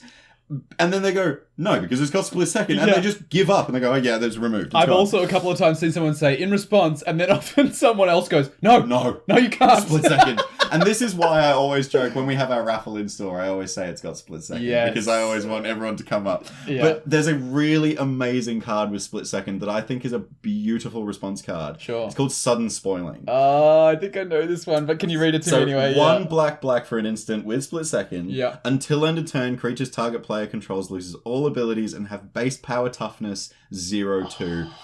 How many problems does that solve? That single card. So many. I have definitely been blown out by this card at least once. Because you're kind of like, oh, that's fine. My creatures are... Oh, no. O2s. Oh, no. No. Oh, no. No, they do nothing. No, they do nothing. They do nothing. No. They absolutely nothing. Like, it gets around cards that, like, have... Like, so, say, for example, like... You know, when something enters the battlefield, this happens on a creature. Or when a creature dies. Like, let's say someone's got a Blood Artist. And they're about to sack their entire board. And so they cast something like a sack outlet, like a Phyrexian Altar. Or a board wipe. Or a board wipe, and it's about to pop, and you're about to be drained for hundreds. Yeah. Just give it no abilities. Done. Let's say someone's got 100 goblins. They're all 1/1s, but now there's 0-2s. Now they don't do any damage. Suck it. Like, oh my god. How good is that card? Yeah, I've definitely, it's so good. I've definitely heard a few people say that they think that card is slept on. I think a similar card that doesn't have split second, but similar sort of effect is Dress Down. I know so one good. specific member of our community who swears by this card, David. Yeah, David loves it. I've been caught out by it with Dockside Extortionist because does that hurt. Yeah. So Dockside Extortionist, 1 and a red. When it enters the battlefield, create a number of treasure tokens equal to the number of artifacts and enchantments your opponent controls. But opponents control. So it's usually, between 5 and 15, I would say. Yeah. Sometimes more. Yeah, it's pretty good. It gets Niv Mizzet out very quickly. Yeah. It's always more than 2 is the main thing. Yeah. You're always gaining mana. Yeah.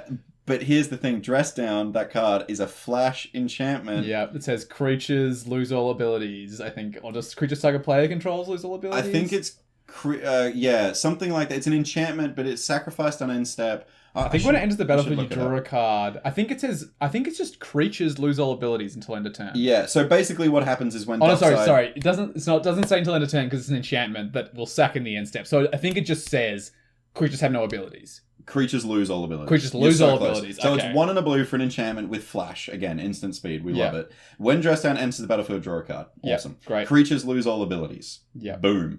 At the beginning of end step, sacrifice it. So it's a one-off. It's like it's actually weirdly similar to Sudden Spoiling. It is, but it's phenomenal because it said creatures lose all abilities. So it's like one of these things of even though Dockside's entering the battlefield, it doesn't have an enter the battlefield effect because it just doesn't have lost the ability. Yeah, such a good card. Crazy. Yeah. No, Split Second's great. Sorry, I kind of threw us off the off the deep end for a second there, but yeah, Split Second is so good. I've definitely been blown out by thinking like, someone's going to remove this, but I'll always get to respond. Like, I think I've been Croson gripped on my Aetherflux Reservoir before, and that feels pretty bad. Because if you've got Aetherflux Reservoir down and you're at like 100 life, you're like, look, no matter what, so if someone tries to get rid of me, I'm just going to hit them with 50 life. But you can't respond to Croson Grip by activating it, can you? You can't. Oh, feels good. Feels bad. Says the person that's getting their thing removed. Yeah. Says the person that's removing it. I think something else to think about when we're talking about on the stack as well is priority. So the where you sit in turn rotation is actually really important to note because so especially when you get to higher powered games, like definitely in CEDH, but even at the higher powered tables at the local game store, even at your kitchen table when you're playing high powered decks, letting people have the chance to respond is really important because higher powered decks generally run more removal and responses. I think we should just briefly mention, because I have actually had people in our community ask me this before, just at least vaguely how priority works. So basically, the person whose turn it is considered what's called the active player. So in their main phases, nobody gets priority except the active player. It's their turn, they get to do their thing. Whenever pretty much anything happens in the game, triggered ability, creature enters the battlefield, like anything happens, a spell is cast. Yeah, moving phase and moving to combat, which is why we said a couple of times in this podcast, in response, someone says, I'm moving to combat, someone says in response. That's another time you get priority. What happens is, and it's really important in a commander game, in the direction of turn order, so it's normally clockwise, right? In Commander. Yeah. Unless you play that weird silver border card that reverses everything. Yeah. Or I guess some people might just play anti-clockwise, but generally it's clockwise. Maybe it's different in the Northern Hemisphere. Toilets flushing Anyway, what happens is something happens in the game, right? The active player does something, you move phases, whatever. Yep. It moves through turn order, and basically every person gets the chance to say, that's okay, if that happens. Or pass priority. Yes, you pass priority is what you'd normally say, or you would say in response, which is why the shorthand of saying, it is my priority, and so I'm taking this action, is to say in response, because the thing has happened, and the priority is passed to you, and it's your priority, and you say, in response, I'm going to do this. But as you're saying, turn order, right? So if we're at a pod, right? So I'm the active player. Yep. You're in this pod as well.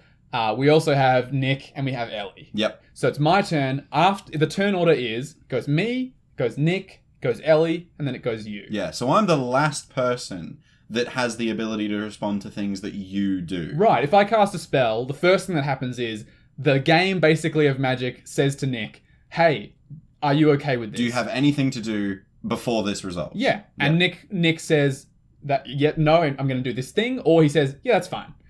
It passes to Ellie. Ellie says, I'm going to do this thing, or no, that's fine. Yeah. And then it passes to James. So I think what you're alluding to is that if you are James, in this scenario, you have the very special position on my turn Yes. of having the opportunity to wait to see if Nick does something or if Ellie does something before you decide to do something. You're absolutely bang on. And this is like being a player that loves control magic and counter spells, and especially a player like I do play at higher powered tables. So we generally at higher powered tables and especially CDH tables generally go through responses around the table. Yeah, so it's quite important, right, at that level. So you'd be like, all right, I'm going to cast Dockside Extortionist. Nick, Ellie, James, cool, Dockside resolves. Yeah. So that's generally the courtesy when you're at high powered tables. Now, there's a really interesting little way you can actually kind of use the turn order and response priority to your advantage. Yeah. Lying, bluffing. I hate to bring it up again, but the recurring theme of this episode is that James is a liar. It's making me feel really bad, so I'm using the word bluffing to make it sound better. Yeah, sure. Bluffing. So, for example, I have a counterspell in my hand, but you play Dockside Extortionist. I play Dockside Extortionist on my turn. It's going to go nuts, and it's going to give you. I'm going to get 15 treasures. Yes. Yeah. So it goes on the stack, and it's not resolved yet. The table goes, oh no, can anyone deal with this? Yes. I might say, oh, Nick, can you deal with this? You've got priority. Deal with this now. This is a bad thing. Can you deal with it? So Nick now looks at his hand and goes, oh, I do have a counterspell.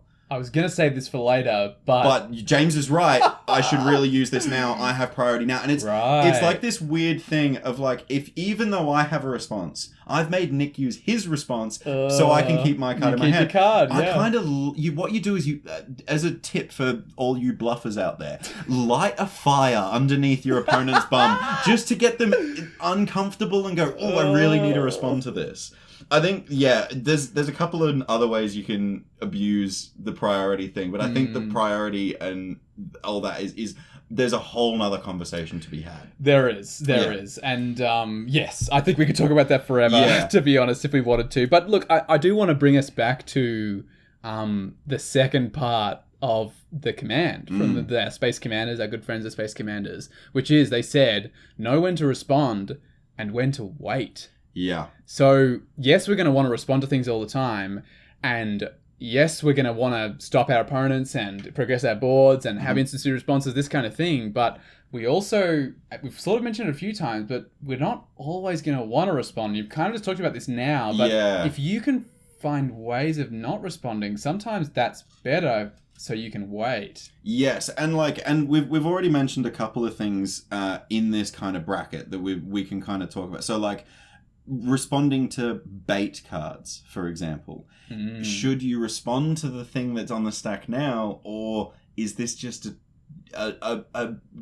dipping a toe in the water for your opponent to see if anyone's got a response, to bait it out of you? Yeah. Do you wait then? Another example is like realistically, what you should be doing is paying strong attention to your opponent's board states. Yes. That's a really, really important thing for this. Sure. Are there combo pieces on the table? How much damage have they got on board? Like, should you use your resources now to respond?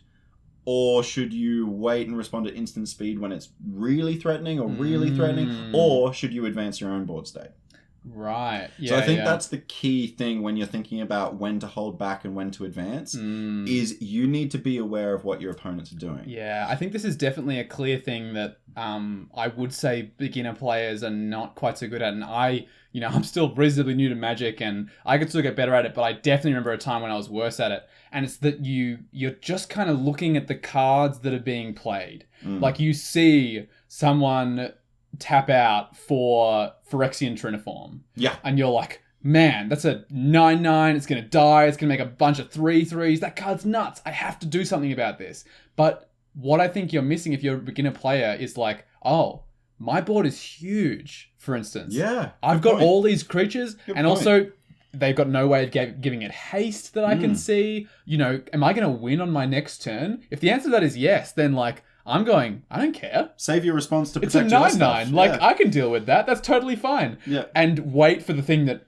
really matters to you. And yeah, like, I think beginner players don't keep track of who's in the lead as Yeah. well. Because like life totals don't always indicate the lead. No. Yeah. I think it's about board state. It's like cards in hand. Look, I is think the deck doing what it wants to do? Is it synergizing with itself? That's another good indicator. Has someone tutored like something into their hand? That's always going to be an indicator that someone's likely to combo off. Yeah. I think generally having a vague idea of which commanders are like just super combo potentially is a good idea. And also just understanding what your opponent's decks do in general. Like, definitely. We've talked about the rule zero conversation, but as like a new player, really try and grasp what the deck's trying to do. Yeah. So that way, if you see it doing what it's trying to do, you know that they're going to be in a position where they're going to try and win. So they might be in the lead. Yeah. So like, obviously, this is why instant speed is probably the best way of responding. Yeah. Because in general, you can wait and respond at the right time. So like,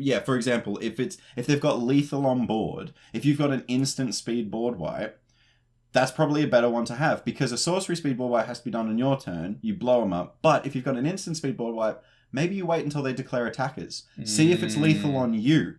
Then if it's lethal on one of your opponents, you go, I might let that go, let them die, and then I'll keep this in my hand for later. Yeah. It's funnily enough, it's funny how life just throws this at you. I was on the EDH subreddit the other day, and I think it was a beginner player was asking for advice, or maybe it was just like a general advice thread or something. And someone said something really interesting, and I think it's just a really good way of distilling like basically this message. But someone was teaching someone else how to play Magic, and they said, if you have a response, you should do it as late as you possibly can. Yeah. And I think it's just a really good general rule, right? That's actually a really very great sentence to summarize what I was saying for about 5 minutes there. It's basically the thing that you're trying to say, right? If it's instant speed especially, like, is there, like as late as you possibly can, especially in a 4-player pod, like you don't know if it might feel scary. Yeah, and you don't know if like moving to combat is going to make someone cast sudden spoiling. Yeah. And then it's like, wow, well, I was going to remove something, but now that that's been cast, I don't have to worry about it. Like, and I don't think it's always best to wait as long as possible. I don't think that's what it's saying. It's saying wait as long as you possibly can. Yes. So it's also about like being like, oh, like someone's tapped out right now. They won't be on their turn. Do I really need to resolve this spell? Yeah, now's the time to cast it, because now is as late as I possibly can, because if I wait later, it might get countered and that's worse. So it's 100%. Yeah, it's so in general, make it as late as possible, but not too late also. That's really, I genuinely, like, when we were talking about this episode and when the Space Commanders gave us the insight, I was really prepared for very deep, long conversations, and we've gone through for an hour and a half already. Yeah. But that single sentence of leave your responses for as long as you possibly can, and right at the exact moment when it's either life or death, or like it's about to happen or not, that's when you use it. Yeah. And I think that like this is why instant speed, I love it. Like yes. if a card has like realistically, if you just look, I bet if you did a big database of Magic the Gathering cards and how much they cost, the most expensive cards, I'm gonna assume there's a good portion of them that are instant speed or flash. So you mean expensive as in mana value? Money. Like, how expensive, like, money value. Oh, interesting. If you were just, like, look, the most expensive cards. Yeah. Because, like, you think about, like, some counter spells, man. Like, Force of Will. Force of Will is, like, $100. Yeah, so, like, definitely. I think the reason is because instant speed is the objectively best way to play Magic, because it means you can do everything you want. Yeah, and I think that Wizards knows this. Yes, because 100%. When they design cards, like, there is a mana value they will assign to something if it's sorcery speed and if it's instant speed. Like, there were sets. I remember Strixhaven, right? This is, like, more limited and less so commander. But, like, I find it really interesting looking at a limited set and seeing how much they cost instant speed creature removal. Because it will tell you a lot about what kind of set you've got. Because if the instant speed creature removal is really low mana value, it means that, like, the creatures are not that important, right? Because they don't want you to be able to remove everything. Like, if they made a set and all the creatures were, like, the best parts and the most fun part of the set, and then when you're drafting, everyone's got a response, like an instant speed response, that'd be a pretty terrible experience, right? Yeah, you got a good point. So, like, in Strixhaven, there were not a lot of creatures, but the creatures were really important. So, like, the best removal spell was Rise of Extus, which was 4 hybrid Orzhov mana, so 6 mana value, instant speed, exile target creature, learn. And that was the learn mechanic. That's terrible. Yeah, like in general, like compared to the commander rate that we get, that's so bad. But it's because the set was more about other stuff. Like, and so you didn't need to respond to creatures. And if you did, they actually didn't want you to be able to do it really, really easily. That's a really good point. And like, I think that, again, it's seen in other spaces in Magic the Gathering that Wizards are so aware that instant speed is the way to play Magic, because like we've been talking a lot about putting spells on the stack to respond, but activating abilities is a way to respond. Some cards say activate this only as a sorcery. They do, especially these days. They're doing that a lot more, I've noticed. Because if you could do that at instant speed and respond to something, it'd be broken. And they know that. and they know that. So I think that instant speed is definitely the objectively best way to play Magic. So this is why my next tip for instant speed players, mana sinks. That is a brilliant way to make sure you can get value. If you're holding up a bunch of mana for instant speed interaction, and at the end of the turn rotation, you're like, well, I didn't need to respond to anything.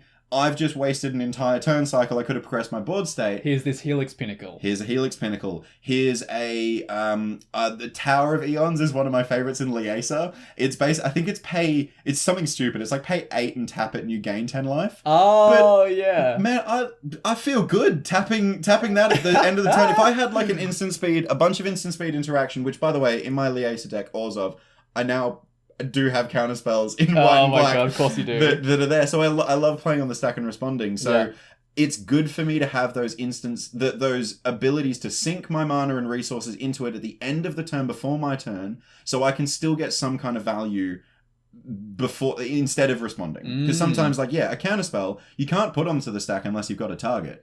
So you literally can't use it in any other way other than countering a spell. So if you're not going to use it, here's this way you can spend all this mana anyway. Exactly. So can I actually, like, we're already on a deep dive anyway, I'm going to throw back to Limited again. And talk about Sam Black, who's I think I've talked about before on the podcast. Has an amazing podcast called Drafting Archetypes. Basically just loves Limited, talks a lot about Limited.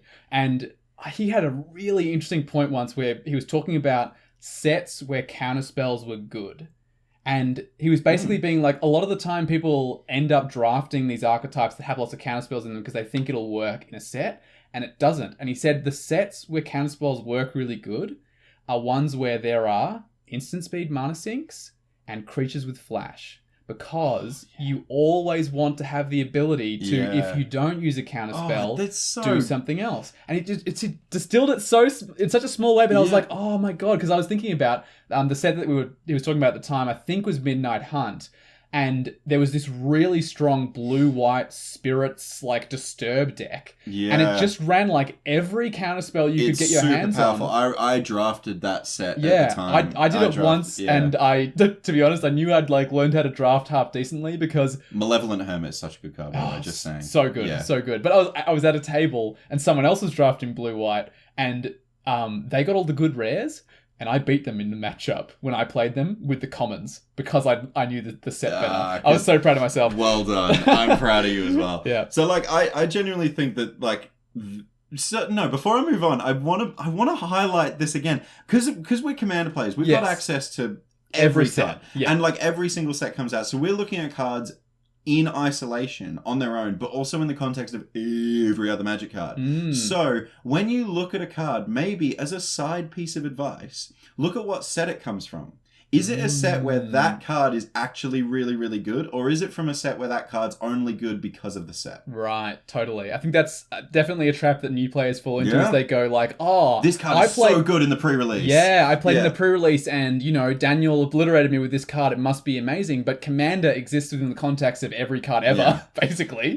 So you got to wait against every card ever. And look, I think you can also kind of go almost the other way, though. And like I was talking before about what made counterspells good was that in this particular set, there was flash. And there was instant speed mana sinks. So if you really want to build a counterspelly kind of deck or a response-based deck, or build your deck that way. Like, you're playing Commander. You have access to every card ever. So if you want to be able to respond, chuck a bunch of mana sinks in there, like you're saying, and chuck a bunch of creatures with flash in there. And generally you'll find them in those sets where they're good and limited. Exactly. And look, okay, so we've talked about counterspells a little bit. Yes. I'm going to give you an option to have a quick masterclass with me. Oh. Is this paid? There is a ticket fee that I'll collect from you after we stop recording. Okay. Yeah. So don't worry. It's just small $150. It's a masterclass. Don't worry. So what I'm saying is I'm gonna let you go through like maybe a couple of like quick questions that you might have about counterspells. Okay. And I'll rattle them off. Consider this like a podcast within a podcast. Okay. And okay. I just because I'm curious because I know you really don't like counterspells. Okay. Like, and I want to see what kind of interesting things you want to know from someone that does play counterspells to me. So have you got any questions? Okay. Interesting. Okay, I've got one that I think I know the answer to. Okay. But I want to hear your thoughts anyway. Go on. If someone's casting a tutor, yeah. Do you counter the tutor spell, like demonic tutor, for instance? Yep. Do you counter demonic tutor, or do you wait and you counter the thing that they tutor for? Great question. I'm actually going to refer you back to something you said earlier. Yeah. Late as possible. Oh. Try and counter the thing they tutor for. In some very specific situations, you might want to counter the tutor. And I'm thinking of like, okay, for example, Yuriko. There's a ninja trigger on the stack. The Yuriko player casts Vampiric Tutor. Oh, well that's That's in a that different context, situation. That tutor is backbreaking. Different situation because they're putting Draco on top of their library. But if you are countering the tutor, you're just basically going 1-for-1 with them.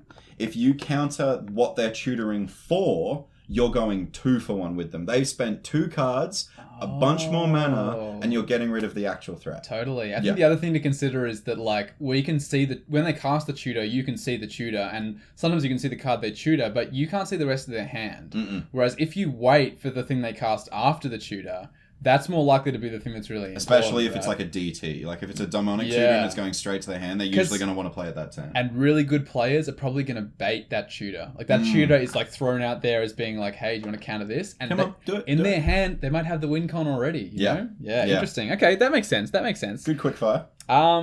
Okay. If we're playing a lot of counter spells. Like handful. Yeah. So like your Niv Mizzet deck, for instance. Usually 5 at least. Yes. Is there like, do you...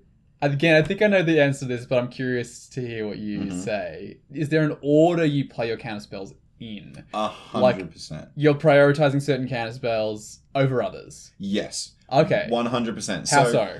So I always say use resources first when countering. So if you've got a spell, for example, that... these 2 spells are really, really good examples of this. Rewind and Unwind. Right. Counter target spell, non-creature spell with... I can't remember which one's which. But then after you spend the mana, if the spell resolves, you actually untap lands equal to the amount of mana that was used to spend it. Yes. So, or like, you can gain mana if you do some weird stuff. If you untap a bounce land or something like that. Yeah, but it's like one of them 3 mana, untaps 3 lands. The other one's 4 mana, untaps 4 lands. But let's say we've got a handful of counter spells, and that's one of them. But then Sure. we've got a Force of Will also in our hand that's free. Right. So that Force of Will is a last resort for you on the stack. Right. Because if you get the spell Unwind resolved, you're going to untap 3 lands. And that's unlocked another counterspell in your hand. Yes, because you might have another counterspell. It might be Arcane Denial or counterspell itself. Yeah. And now you've got it again, so you can use those resources again for that counterspell. Right. But if they then go, okay, no, I'll counter your Unwind, you can go, right, I'll counter the Unwind with my Force of Will in this battle. Right. To then make sure my Rewind resolves to untap to use those resources. Oh, okay. Do you see that? Right. And then it's like sequencing that's happening here. And another one that I always save till the very, very end, and you'll understand why, Flusterstorm. Yes. So for those who don't know, this is very much a CDH only card. In fact, I would explicitly tell you right now, if you're playing regular Commander, do not play this card. I'm going to go ahead and say it. Yep. Don't play it. It's not worth it. It's actually in the deck. pretty bad. In a casual game, it's pretty bad. But in CDH, so it's basically, it's 1 blue, right? 1 blue. It's an instant speed spell. It just says counter target spell. Unless counter its controller target pays creature spell, I believe. Okay, unless its controller pays 1, Storm. Storm is the big thing about this. Yes. So I'm not sure if you've noticed, but like counterspells can end up in a counterspell war. Yes. And I've ended 4, 5, 6 counterspells get cast in a row. So 90% of the time when you've got a counterspell war like that, the card that ends it is going to be Flusterstorm. Right, because there's going to be 6, 7 spells cast before it on the stack. So the way Storm works, you make a copy of the spell for each spell cast before that spell is turned. Correct. So if there's been 7 counterspells cast, you're getting 7 Flusterstorms. Right. And also people have spent all their mana. Correct. So they're not going to be able to pay that 7 or whatever. And now, this is the other thing with Flusterstorm that people don't think about, is each of those Flusterstorms can actually target a different spell on the stack. Oh. So say you're trying to counter a creature that someone's cast. Right. And the first... Let's say Dockside Extortionist. Dockside Extortionist is a good example. So you cast Unwind as the first one. Sure. Then they counter that. Yes. And then you end up in this counterspell war where you're just countering the last counter on the stack. Sure. What you could do with the Flusterstorm is you can counter the Dockside Extortionist with it all, and then leave one Flusterstorm to counter the counter that was countering your Unwind. So you untap the land. There you go.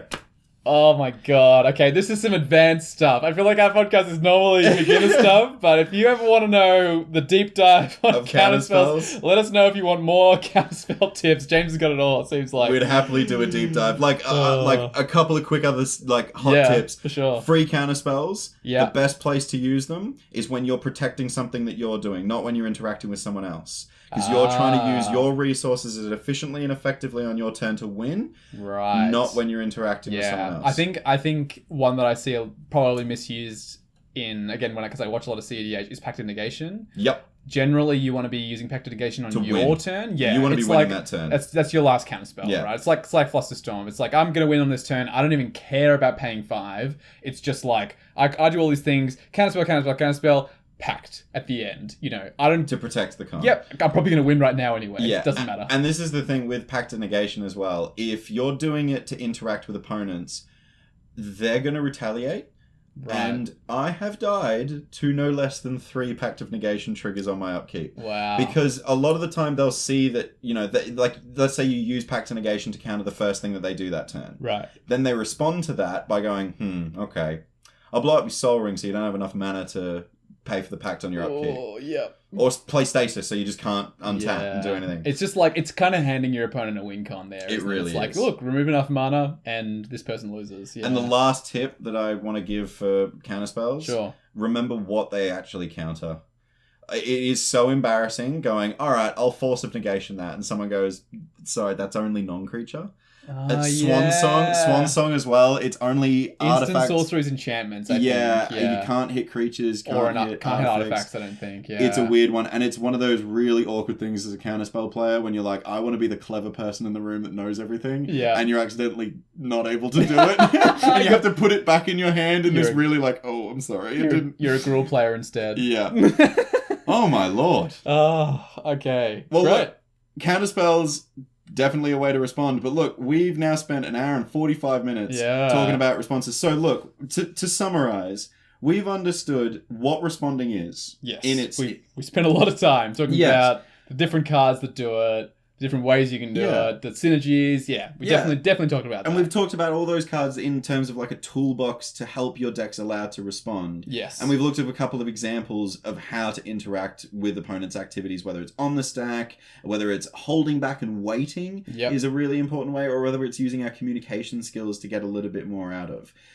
This episode, honestly, could probably be revisited. It is huge. Comfortably. I'm not shocked it went this long. To be honest, I think it's just the kind of thing where, like, look, I mean, I understand it's so much of how you play, but I think it's just also so much of Commander, the format, right? It's also so much of just Magic. Yeah, I mean, look, we didn't even think about it. Like, I'm going to go ahead and say it wasn't in the plan to talk about Limited, but we mentioned Limited like 3 times. Yeah, because, responding is such an important way. Yeah. And let's be fair, the Space Commanders said know when to respond and when to hold back. Yes. It's a lot of things to talk about there. Yeah.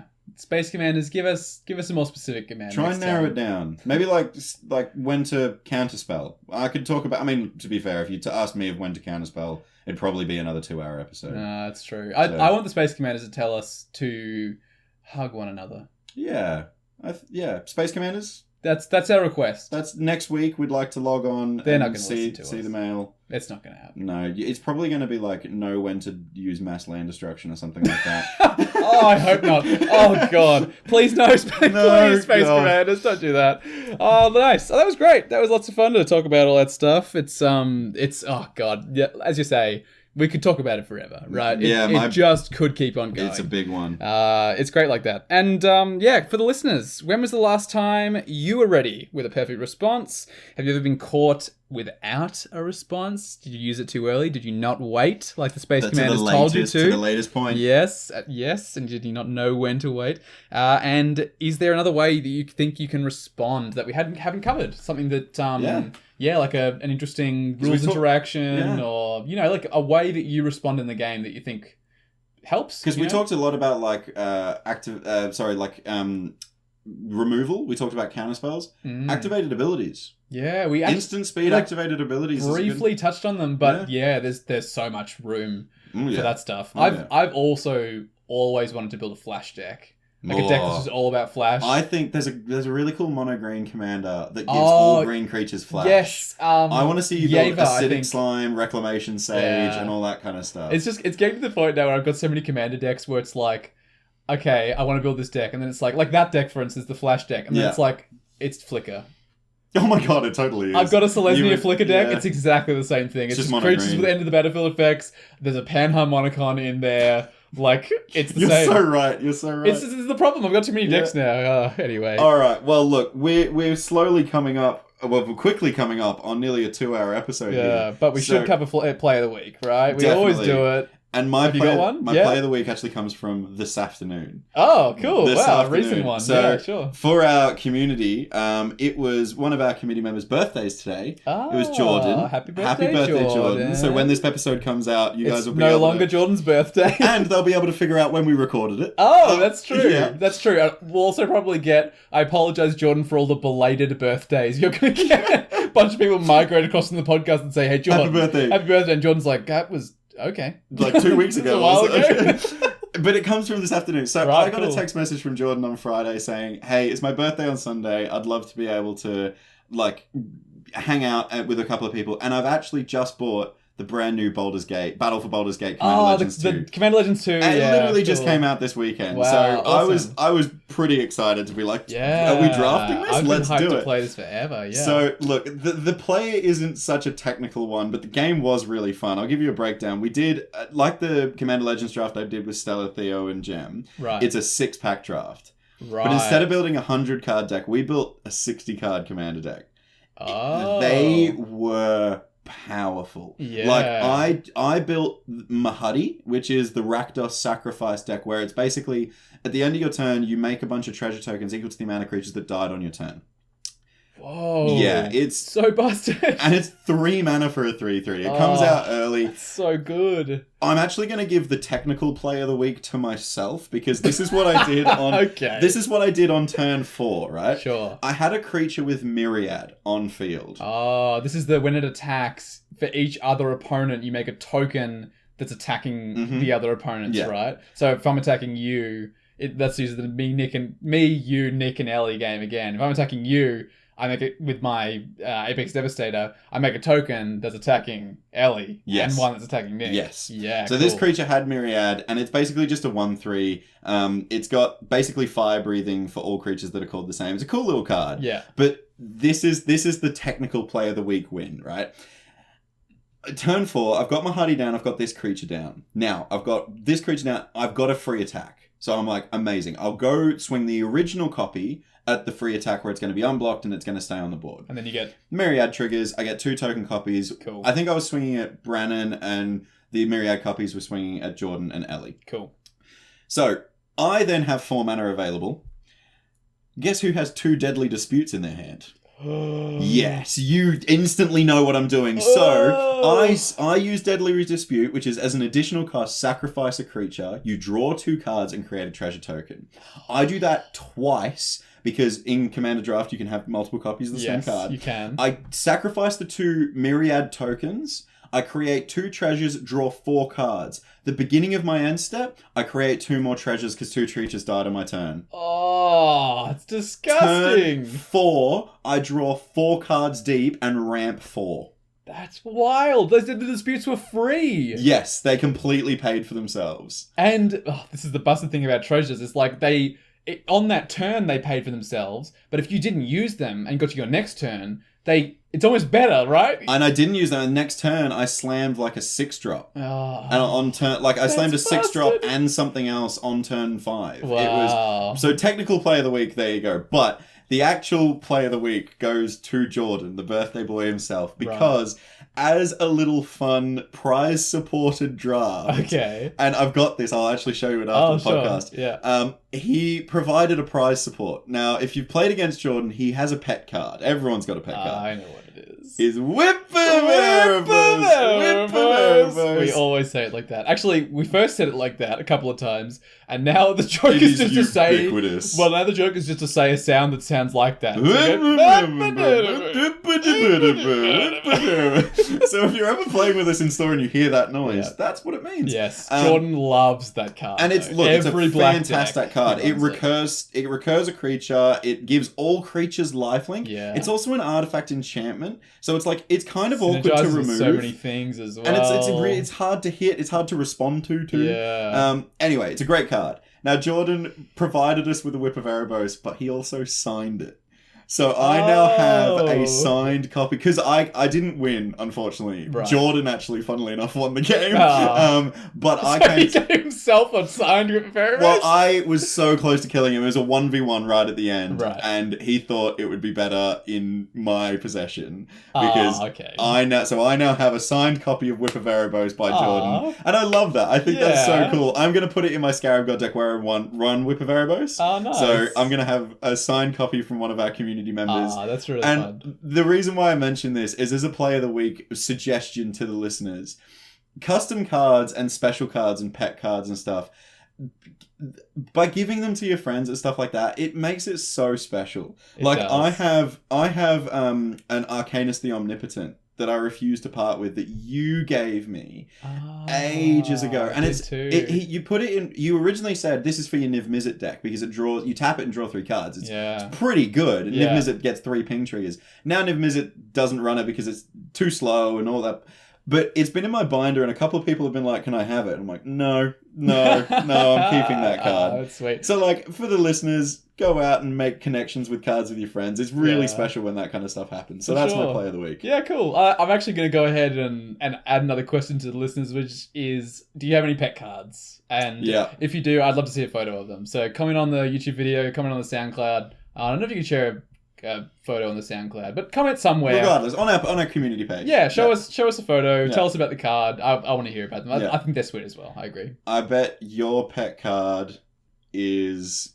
I've got so many. I can name one of them, and it's the Diligent Farmhand. Do you remember that card? Everyone looks at that card and goes, "That's a pet card, isn't it?" I love that card. It's objectively not good, but I don't know. I actually think it's not bad. But it's also the copy of it is objectively not good. It's very beaten up. It's like white. It's from your childhood. It's from my childhood, and I can't take it out. Every time people see it, they're like.